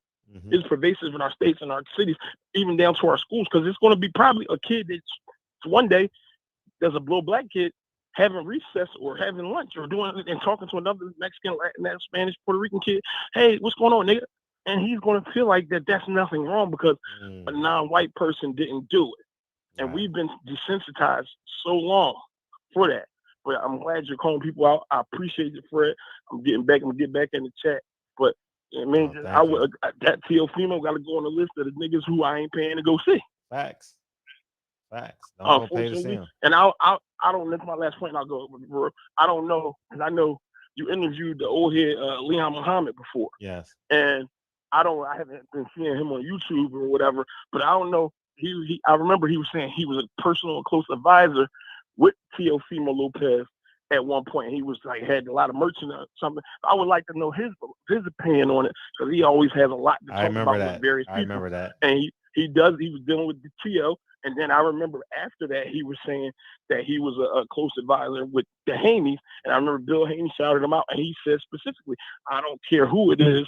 I'll go and catch a bullet with my old self for Haney. So how does he feel now? Would you feel like that was racist what they did? Or was just two guys talking, shooting and shit, kicking and shit? Right. Because best believe if Devin said, man, fuck out of you, spit, every news outlet would have said WBC champion or blah blah blah calls this man a racial term. Should he be suspended? Right. And for sure, Suleiman would have been on that phone because he called that dude a spit. So I'm out, Fred. Appreciate you. Appreciate it. Thank you for the call. What's up? I got you next, Mr. Henderson. What's up? Hey, what's up, brother? Man, you got to start playing the song on some of these cats, man. Oh, I know that shit was getting long in the motherfucker. But no, salute to that brother, man. He was making some good points, man. But man, you gotta land that plane a lot sooner, man. Goddamn. But no, salute to that brother. I'm gonna say this, man, real quick, and then I'm gonna change gears real quick. And this comes from Dr. Henrik Clark and Dr. Claude Anderson, who quoted it from Dr. Henrik Clark. We do not have any allies, and we, as foundational Black Americans, have to understand that, and that's another, and that in itself is another thing because, some Black people seem to have an issue, when you are not accepting when you are no longer accepting the classification that white America has given you as African American. We're not African American. We are foundational Black Americans, meaning that we are indigenous to this country. Do you know that Sharice Theron is an African American? She was born in South Africa. She lives here now. She's an African American. You understand what I'm saying? Can you hear me? I hear you. Yeah. So anyway, we don't not have any allies, man. Also, this the upset that happened to Garcia. Man, the non-activity of these fighters is damaging, man, and that's proof of it right there. Big time. And J-Rock last week. I don't know why these guys, why the inactivity is what it is, and why these guys are not fighting like they should. But that right there is proof of it, man.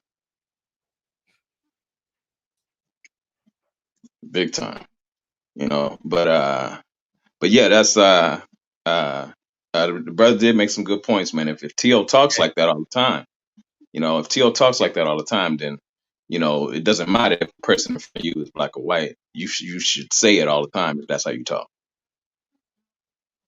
But yeah, he did make some good points. But I'm gonna jump off, man. I just wanted to say that real quick. Appreciate you. No, I appreciate you, man. And I mean, they've been so reckless with it, man. I remember they sparred Ugas. Tiafimo Senior said, You know what? Yeah, I have it somewhere. When you brought that up, I remember when that happened. Yeah. I remember when that happened. And on ESPN, they did it. Yeah. So they have a history of it. They have a history of it, man. It's just time to stop. You know what I mean? Right. And like that, take your money away from them. Stop chasing them. Let Tiafimo go be undisputed and fight who he wants to fight, and you go create your own legacy. Leave them on their own island. Let them go. Let them go. You ain't got to stop chasing them. They don't need to be chased. Yeah, I agree, man. I remember that night Haney was on the great Bill Haney was on the show and we were talking about that, man. And I agree with you, man. We definitely could create our own. And the same example that I used that night when he was on the show about the Negro leagues, the Negro baseball leagues that flourished. And the whole point that they brought Jackie Robinson into the baseball leagues was to destroy the Negro leagues because it flourished because we supported it. Facts. And then when they did that, then you had black people thinking, with their ice water is colder than ours mentality, and it destroyed the Negro leagues. Right. But yeah, man, we gotta understand, man, we do not have any allies, and Dr. Clyde Anderson says it all the time, man. If we, do not practice group economics and be about us, man, we're gonna be in a bad position. Yep. For real. All right, my brother. I'm back in the chat, man. Oh, appreciate you, man. All right, brother. I get my regards for sure. All right, definitely appreciate that, brother. What's up?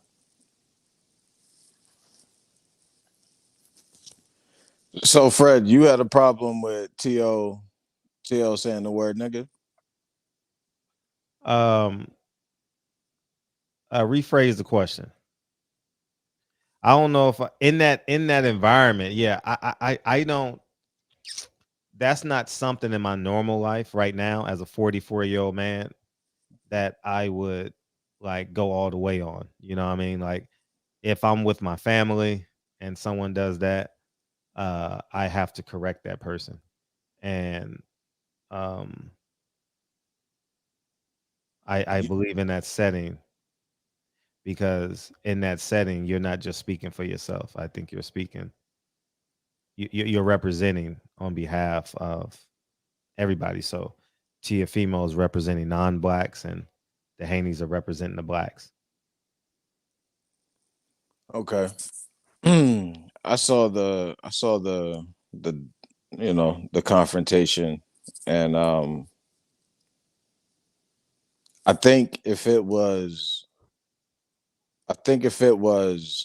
because the one caller was like, oh, he said it out of anger, so it was whatever. Fred, I have a lot of respect for you, Fred, and this platform. But if we were to meet up, you being my elder, I wouldn't use that word around you. But if we got into commencing disrespect, if one of us wants to incite some physical altercation, that word is probably going to come out. So I don't think it's a thing of, put it like this. I think if the Haneys felt disrespected, they'd have pressed play. Or they'd have said something about it. I didn't even see it. I didn't even see him address it. No, it wasn't addressed. And when you got 100 cameras on you, I think that needs to be addressed because. Oh, I see what you're saying. Yeah, I see what you're saying. Yeah, it's. I see what you're saying. They're condoning it, and now it's gonna now opens up the door for other things, you know. And if you don't address it, how can we defend you? You understand what I'm saying? Like for example, with the WBC incident when he said you can't beat no white boy. If you apologize or say something, how can we defend you? You know, you got to trust. You got to trust your people. You know, and in that moment, I think it's just incredibly important that you um uh stand up. You know, but you know it is what it is. Fred, you don't think in the Haney's defense, maybe, you know, being caught up in the moment, not I'm not holding them accountable to it or anything. I'm saying what should have happened. I'm not disappointed. I'm not angry. I'm just saying in that moment with a million cameras on you, you are a trailblazer for black men. And black men should not be get disrespected like that, you know. So it's just what stand for. You know, I'm not shaking no man's hand that's throwing the N-word around. I don't care about the fight. I don't care to do business with you. To be honest with you.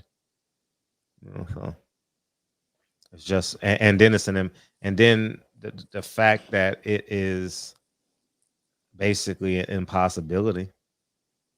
You get what I'm saying? Like that fight ain't happening. This is just banter. right. You know, that man, Right. Bob Arum is not gonna let Teofimo Lopez.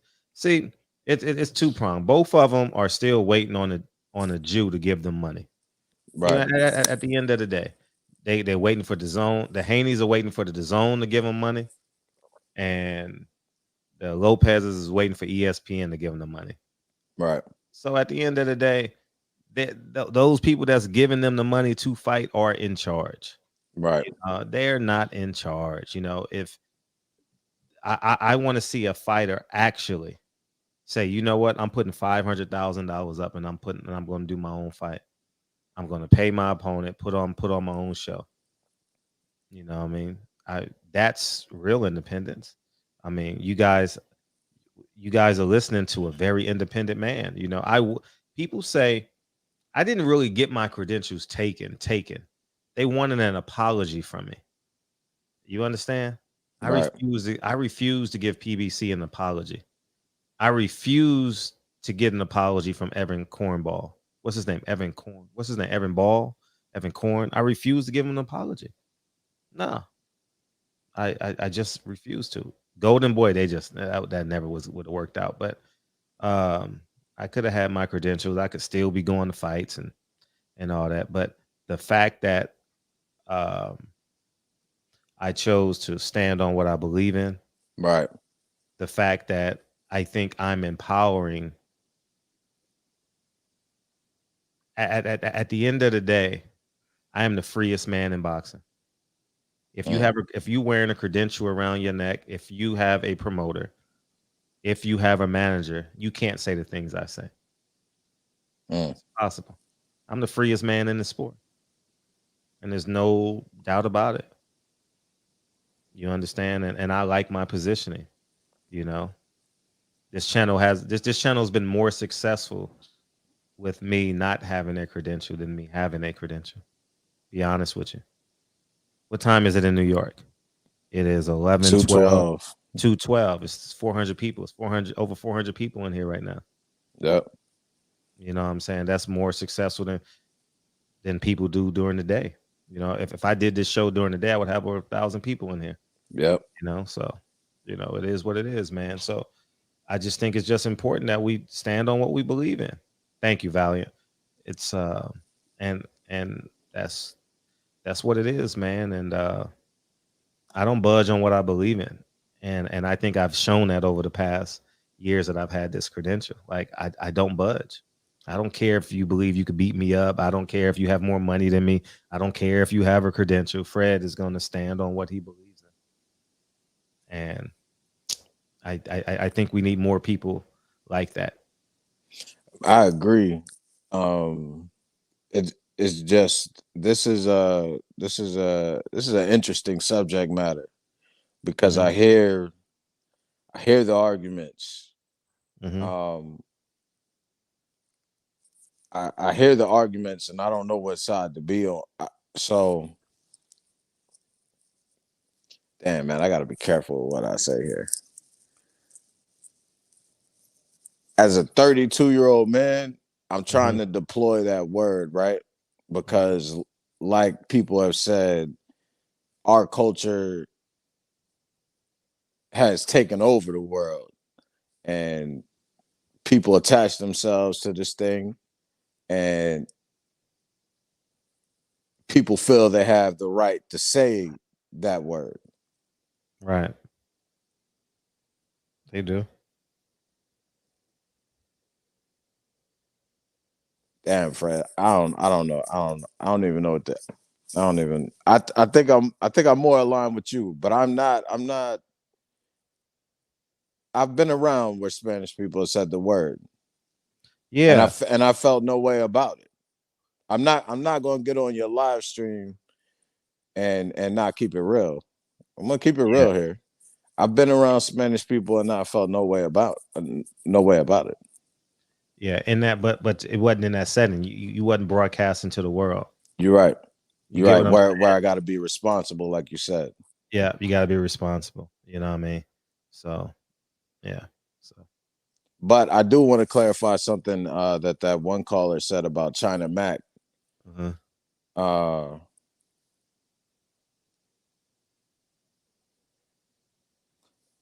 China Mac don't say the N word anymore, sir, because he realized that he was offending people.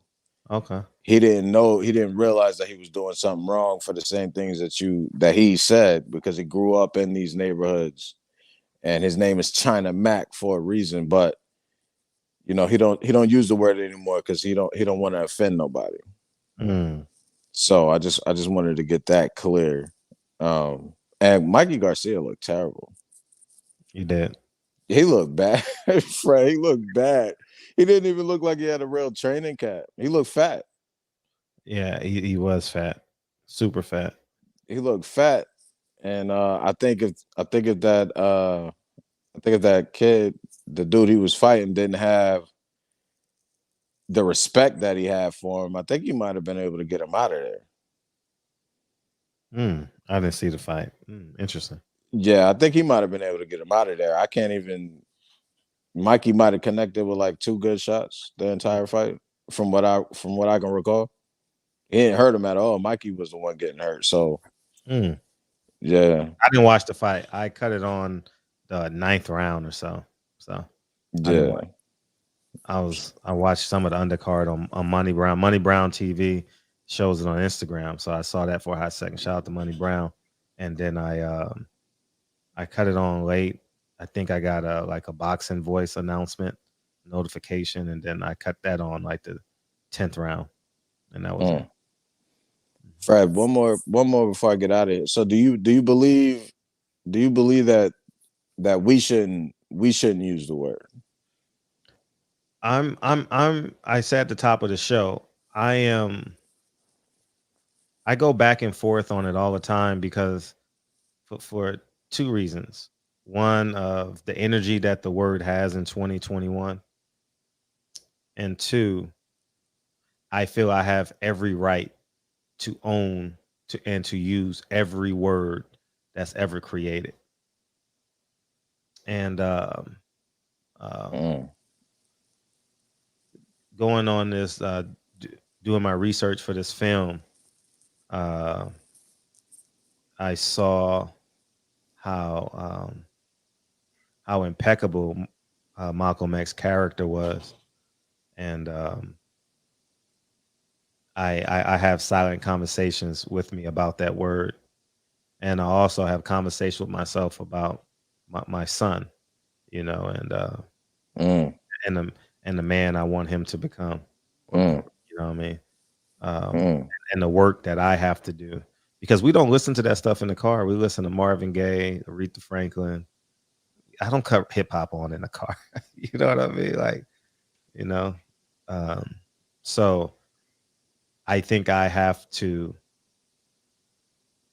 be the man, be the example of the man, and hope that my little man, it exceeds the expectations that that God has for him, you know. So if there is such a thing. So I struggle with that, honestly.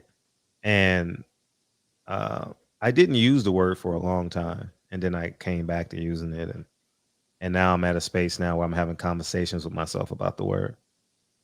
Yeah, this conversation is you know, it's funny. When the one caller from Philly, that dude's from Philly, but Okay. when he called Mhm. and I was really coming up here to let him know about himself because I'm like, bro, what are you talking about? But when the brother that followed him came on, I was like, okay. And then hearing you talk, like, yeah,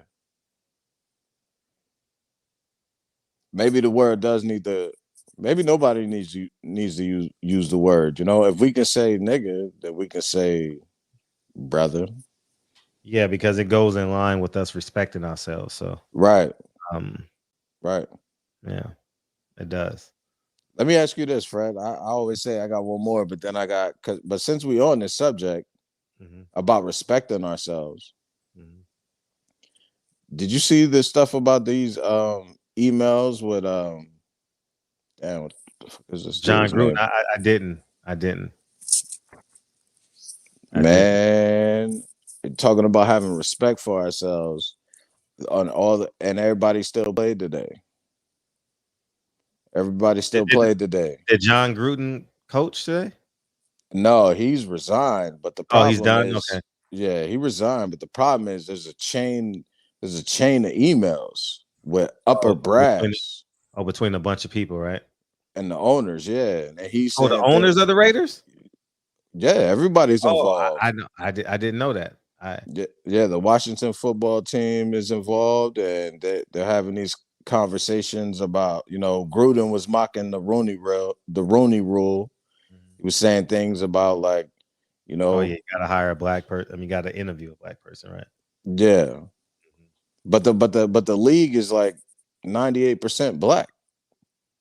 Well, I So wouldn't say why 98, but it's a high percentage. it's a high percentage. So but why is there a need for incentive to interview black people? Because we allow it, man. It's I it's it's know. it's we give them the power. We allow it. They're not taking nothing, man. You can't take nothing from a grown man. You either allow it. It's simple. You know, the check silences them. You know, last night was the example. You talking about a check. No, stick to the self-respect part. You know, I'm not shaking your hand. I'm gonna shake your dad's hand. Shit, I wouldn't have if I would the That conversation was wouldn't have got that far disrespectful. anyway. Yeah, The that was conversation wouldn't have got disrespectful. that far. It was just too disrespectful. That I was mean, Tiafimo was disrespectful. just too disrespectful, dog. Like it was like I mean, it's just beyond my own understanding how you're raised. And I'm gonna say this, man. I think Tiafimo Lopez Sr. is a terrible father. Mm, Um, mm. and the reason why I say that is because of a couple things. It's a telltale, and you guys pay attention. How he doesn't have respect for people that disagree with him. And two, uh he's a depressing kid. Remember I told you years someone will remember this. I said he's gonna have a nervous breakdown at some point. And the man said he's thought about committing suicide 2 or 3 times. Yep. He didn't have a relationship with his dad for a couple of camps. Tiafimo hasn't, I should say, I'm going to put the phrase in the correct terms. Tiafimo Sr. hasn't been a great father to his son. And it comes out through Tiafimo Lopez. I'm sure we saw that top rank special that they did, and it's blatantly obvious. You know, he got Tiafimo Lopez Sr. got some crackhead twitches to him. You know what I mean? He looked like he shakes a little bit. He's kind of He off. looked burnt out. Yeah, Yeah. he's off center a little bit. You know what I mean? Um, so maybe had drug abuse in the past. So when you have that drug abuse in the past, that it definitely can alter your parenting for sure.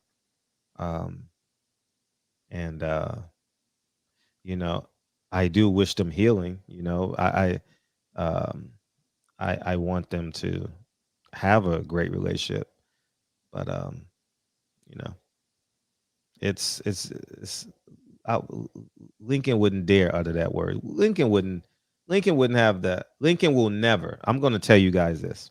Lincoln will never ever disrespect another human being in front of his father.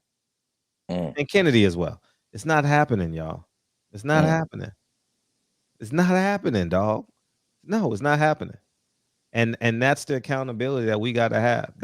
Those are the expectations that I have for my kids. They're not going to disrespect another human being in front of their parents. They're going to do it on the courtyard and all that. You know, they're going to be kids, but in front of their parents? I don't care how old you are. I would never curse in front of my grandfather. He died when I was 17, but I was cursing at 17, you know, playing basketball and stuff. But I would never talk like that in front of my grandparents. Let me read this super chat. We got someone waiting, so I gotta get you out of here. Roland Curtis, chat sidebar. It seems that FBA, fundamentally black Americans, deny the slave ships from Africa, and Ados claims it. But if you deny the slave ships, then you deny black Americans like Beyonce, who trace her ancestry through American slavery back to Nigeria. Champion Heart, FBA knows the some. Let me read that. FBAs know that some of us came here on the slave ship. The fact is, a lot of us were already here. Roland Curtis, please do your research before you post. Well, we gotta do a show on that one day. Frank Jackson, are you real? Are you real? All right. Cool. What's up, Frank? What's up, Fred? How you Hey, doing, man? I'm feeling good, man. What you got on? Listen, what you got man. on this topic tonight? All right, what I got on this topic is Tio's real disrespectful, and I like Bill Haney, how he positioned his son, how they're making money and doing all that, but at some point you got to start moving like a promotional company. You know what I'm sitting there letting Tio disrespect you like that, you and your son, and try to son you. Now, when you hear, I know he's under Bob Arum, and Bob Arum had to spank him. He would never talk to Bob Arum like that. You know what I'm saying? You got to walk away. I think, a lot of us in the chat are saying we wouldn't allow anybody to speak to us like that. But people in positions of power allow that. Now, your last caller brought up John Gruden, right? How he had all these emails, and the first damn thing you saw on TV was Mike Tirico, and we had Tony Dungy. He's not a racist. If he says he's not a racist, I gotta believe him. Excusing him. You know what I'm saying? We do that all the fucking time. No, there's no excuses. People in position got to stop looking for a check and stand up. That's why people feel they could come out here and disrespect us and do everything they can, because those who can speak are worried about, if I say something, I won't get this check. We got the Stephen A. Smiths. He got more heat for Kyrie Irving than he do for John Gruden. You know what I'm saying? These guys in position on TV, they are not for us. Just like Kwame Brown was saying. They're go along, get along people. Not that I agree with everything Kwame Brown says, because I don't. But he's right on that issue where these people are put in positions, and they know they're always never going to support us, never going to stand up for us. On TV, you got a number of black sportscasters that all they do is disrespect black athletes all over the tube. But Devin Haney says, I'll never let a white boy beat me. The WBC, everybody got things put out. Oh, he's racist. Apologize now. We're investigating. I wish he would have never done it. That's how you feel? That's how you feel. Basically, he was saying Lomachenko can't beat me. That's the only white guy in his division that was in that conversation. But he was forced to apologize. You know what I'm saying? They're in position to move as a boss. I need them to continuously do that. And that's not what's happening. That's not what's happening, Fred. And all these people talking about, if they grew up in that way. No, because you did not hear Tiafimo. He was beef with Lomo. He's beefing with Cambooses now. Did he ever drop the N-word? Did he ever call him a nigger? Nah, nigga, you can't mess with me. Did he ever? It only came out when it was Devin Haney. So don't say he talks like that. He only talks like that when he's going against another black fighter. So fuck Tio, fuck his dad. I hope he loses to Cambosis. And Devin Haney, Bill Haney, stop letting this man disrespect you, chasing him for a fight. Fuck him. I wish they would have gone ahead and fought with Gary Russell. You know, that's my point, Fred. These people that have a little bit of position, they need to stand up as black people and voice our issues instead of looking for a check. John Gruden gave a bitch ass excuse. Oh, yeah, I didn't mean anything bad. I'm doing this. And then immediately, Tony Dungy, Mike Tirico, Stephen A. Smith, all these fucking coons went on there. Oh, he's not a racist. I've worked with him. He was my coach. I did Monday Night Football with him. The fuck does that mean? Those emails told you how he really felt. And the bad thing about it is, what are the other emails about? He wasn't the only one. An email, when somebody does some shit like that, there's another worse email where somebody tries to top that joke. Oh, he got big lips. Oh, he got this. He got this. Where's the rest of them? Roger Goodell won't let that out, just like he didn't let the shit out with the Patriots. He's going to cut it. John Gruden was the fall guy. He fell on the sword, threw it out like nobody else said anything. But that's my call, Fred. Thanks for taking my time. And listen, all those in power in us, we need to hold them accountable. Fuck that. They do us wrong, call it. Don't look for a check. Call it out. I hope Dav and Bill Haney stop letting this shit happen anymore. Call the shit out, Fred.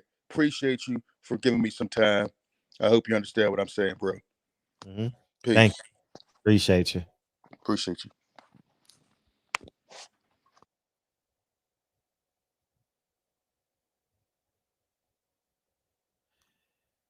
Man, what a show.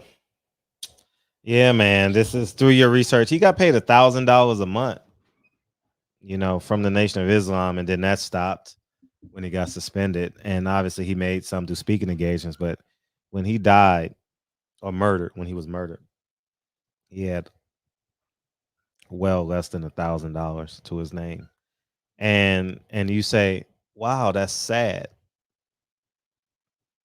I think that's a credit to him not wanting, shall we use the term sell out, you know, and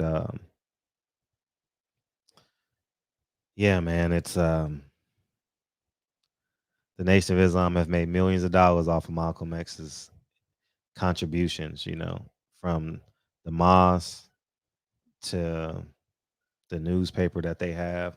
The newspaper that the Nation of Islam, the final call that they have was created in Malcolm X's basement. So you know, it's it is what it is, man. Yeah. Go watch Nine Wives, man. Go watch. I clicked the link. Go watch Nine Wives, man. It's I got a documentary coming out in the next few years or so. It's not done yet. I got plenty more interviews to do, but it's gonna come out at some point. Yeah, Malcolm X represented us well. He literally died for us, man. Got murdered for us. He knew he was gonna die. He knew the sand was running out in the hourglass. Imagine that. Imagine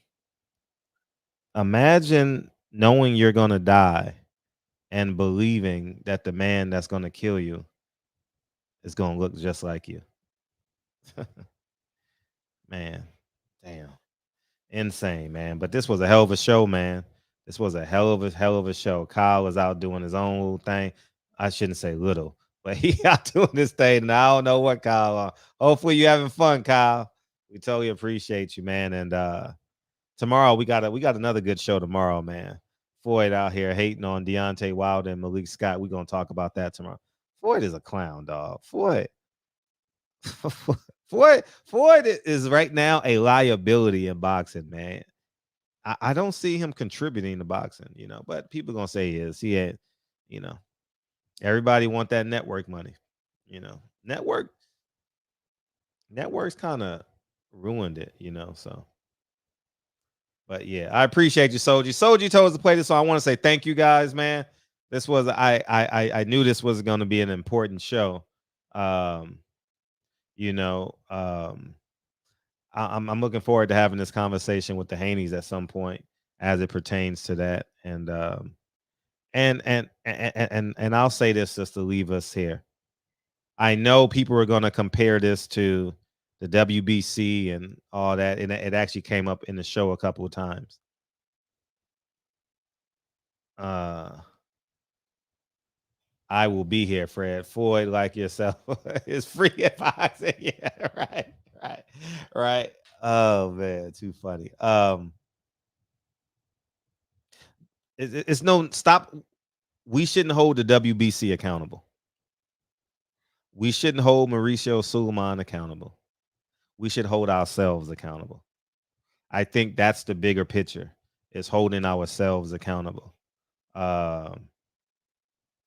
We always minimize ourselves when it comes to what we believe is someone that can help us. I'm talking about us as a whole. And I think we got to hold our ground, hold our water. We just spoke of Malcolm X. He died broke. You know, I wish a part of me wish I was born in the 60s, because I would have donated to Malcolm and I was born and my family originated from Harlem. Shit, I would have been a huge asset based off of the wealth I have today. You know, I would have been a huge asset to Malcolm X, you know, and I'm thankful and grateful for his sister Ella. Ella was a great asset to Malcolm X, man. And yeah, she doesn't get enough credit. So man, it is what it is. So yeah, man, it's yeah, Obama did a lot of stuff. He did some good things, he did some bad things, you know. I had a conversation with my business partner. I was at his house watching the fight. It was somebody's fight. And it was during the time of the election. So it probably was the Earl Spence fight. And I said to him, D, put this in perspective. His name is Derek. Put this in perspective, D. We had a president for 8 years. From 2004, 2008 to 2016, we had a black president. And guess what? People are marching in the streets protesting George Floyd.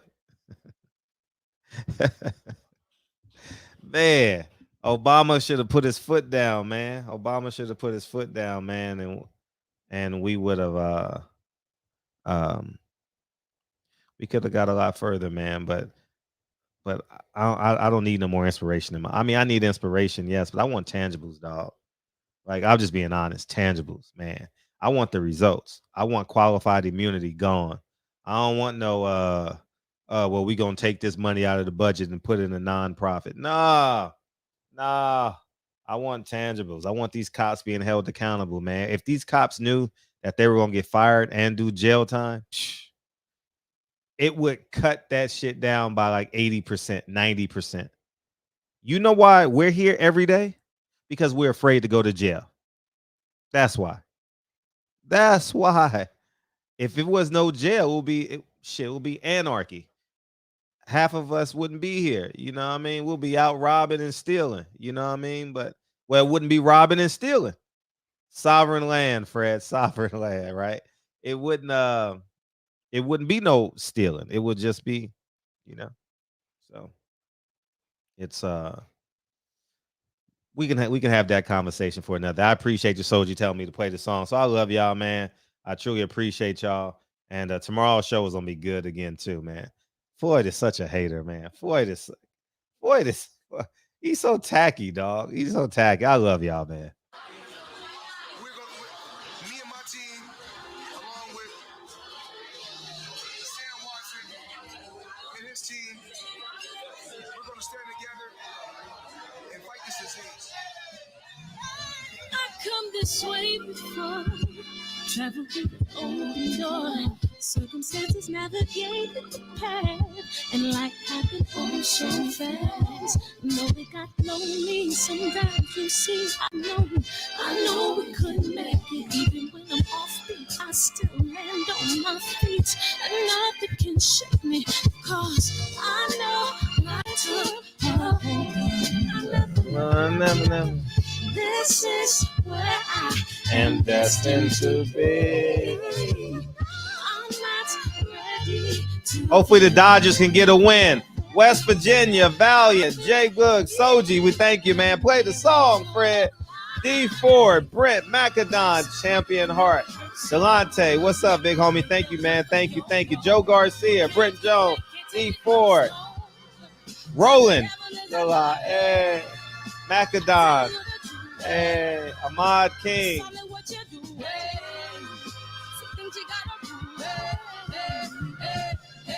This topic was exhausting for me, man. This shit was exhausting. God. Every time we talk about race or something, it just exhausts me, man. I'm exhausted after this show. You know what I mean? INO Boxing, man. Thank you, man. Dr. Hook, thank you, man. Appreciate you. Black Warrior Spirit, thank you. Appreciate you, man. Thank you guys for coming in here, man. Really means a lot, man. Tell a friend, man. Share this video.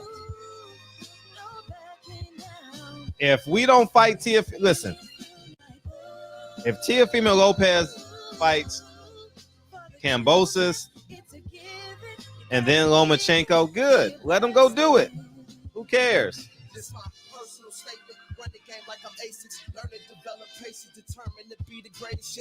Let them have a rematch.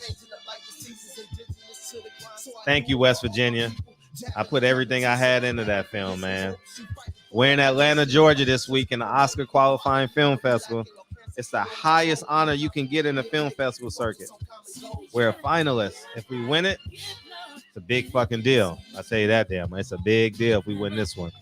It's gonna be hard, man. We up against some of the greatest films of the year, so we'll see. Yeah, man. It's we'll find out this weekend. Oh yeah, Teofimo. Yeah. Last time, y'all.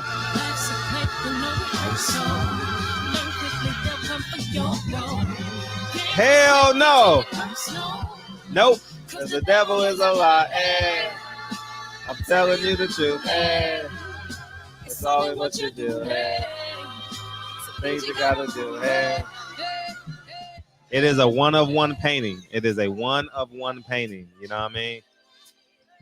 This side's in black and white in front of the Apollo. Slauson and Crenshaw on the other side. You know what I mean? So it's, you know what I mean? It's pretty big, too. They look small, but this shit is it's fucking ginormous. Love y'all, man. Appreciate it. So one-on-one, man. I had it specially made for the shop, man. You know, give the art some culture, some character, all that good stuff, man. Appreciate you, man. Love y'all, man. Mayana. I see y'all. I'm about to say the N-word. You know, I ain't said the N-word all night outside of saying it within the context of this show. I got better, y'all. Love y'all, man.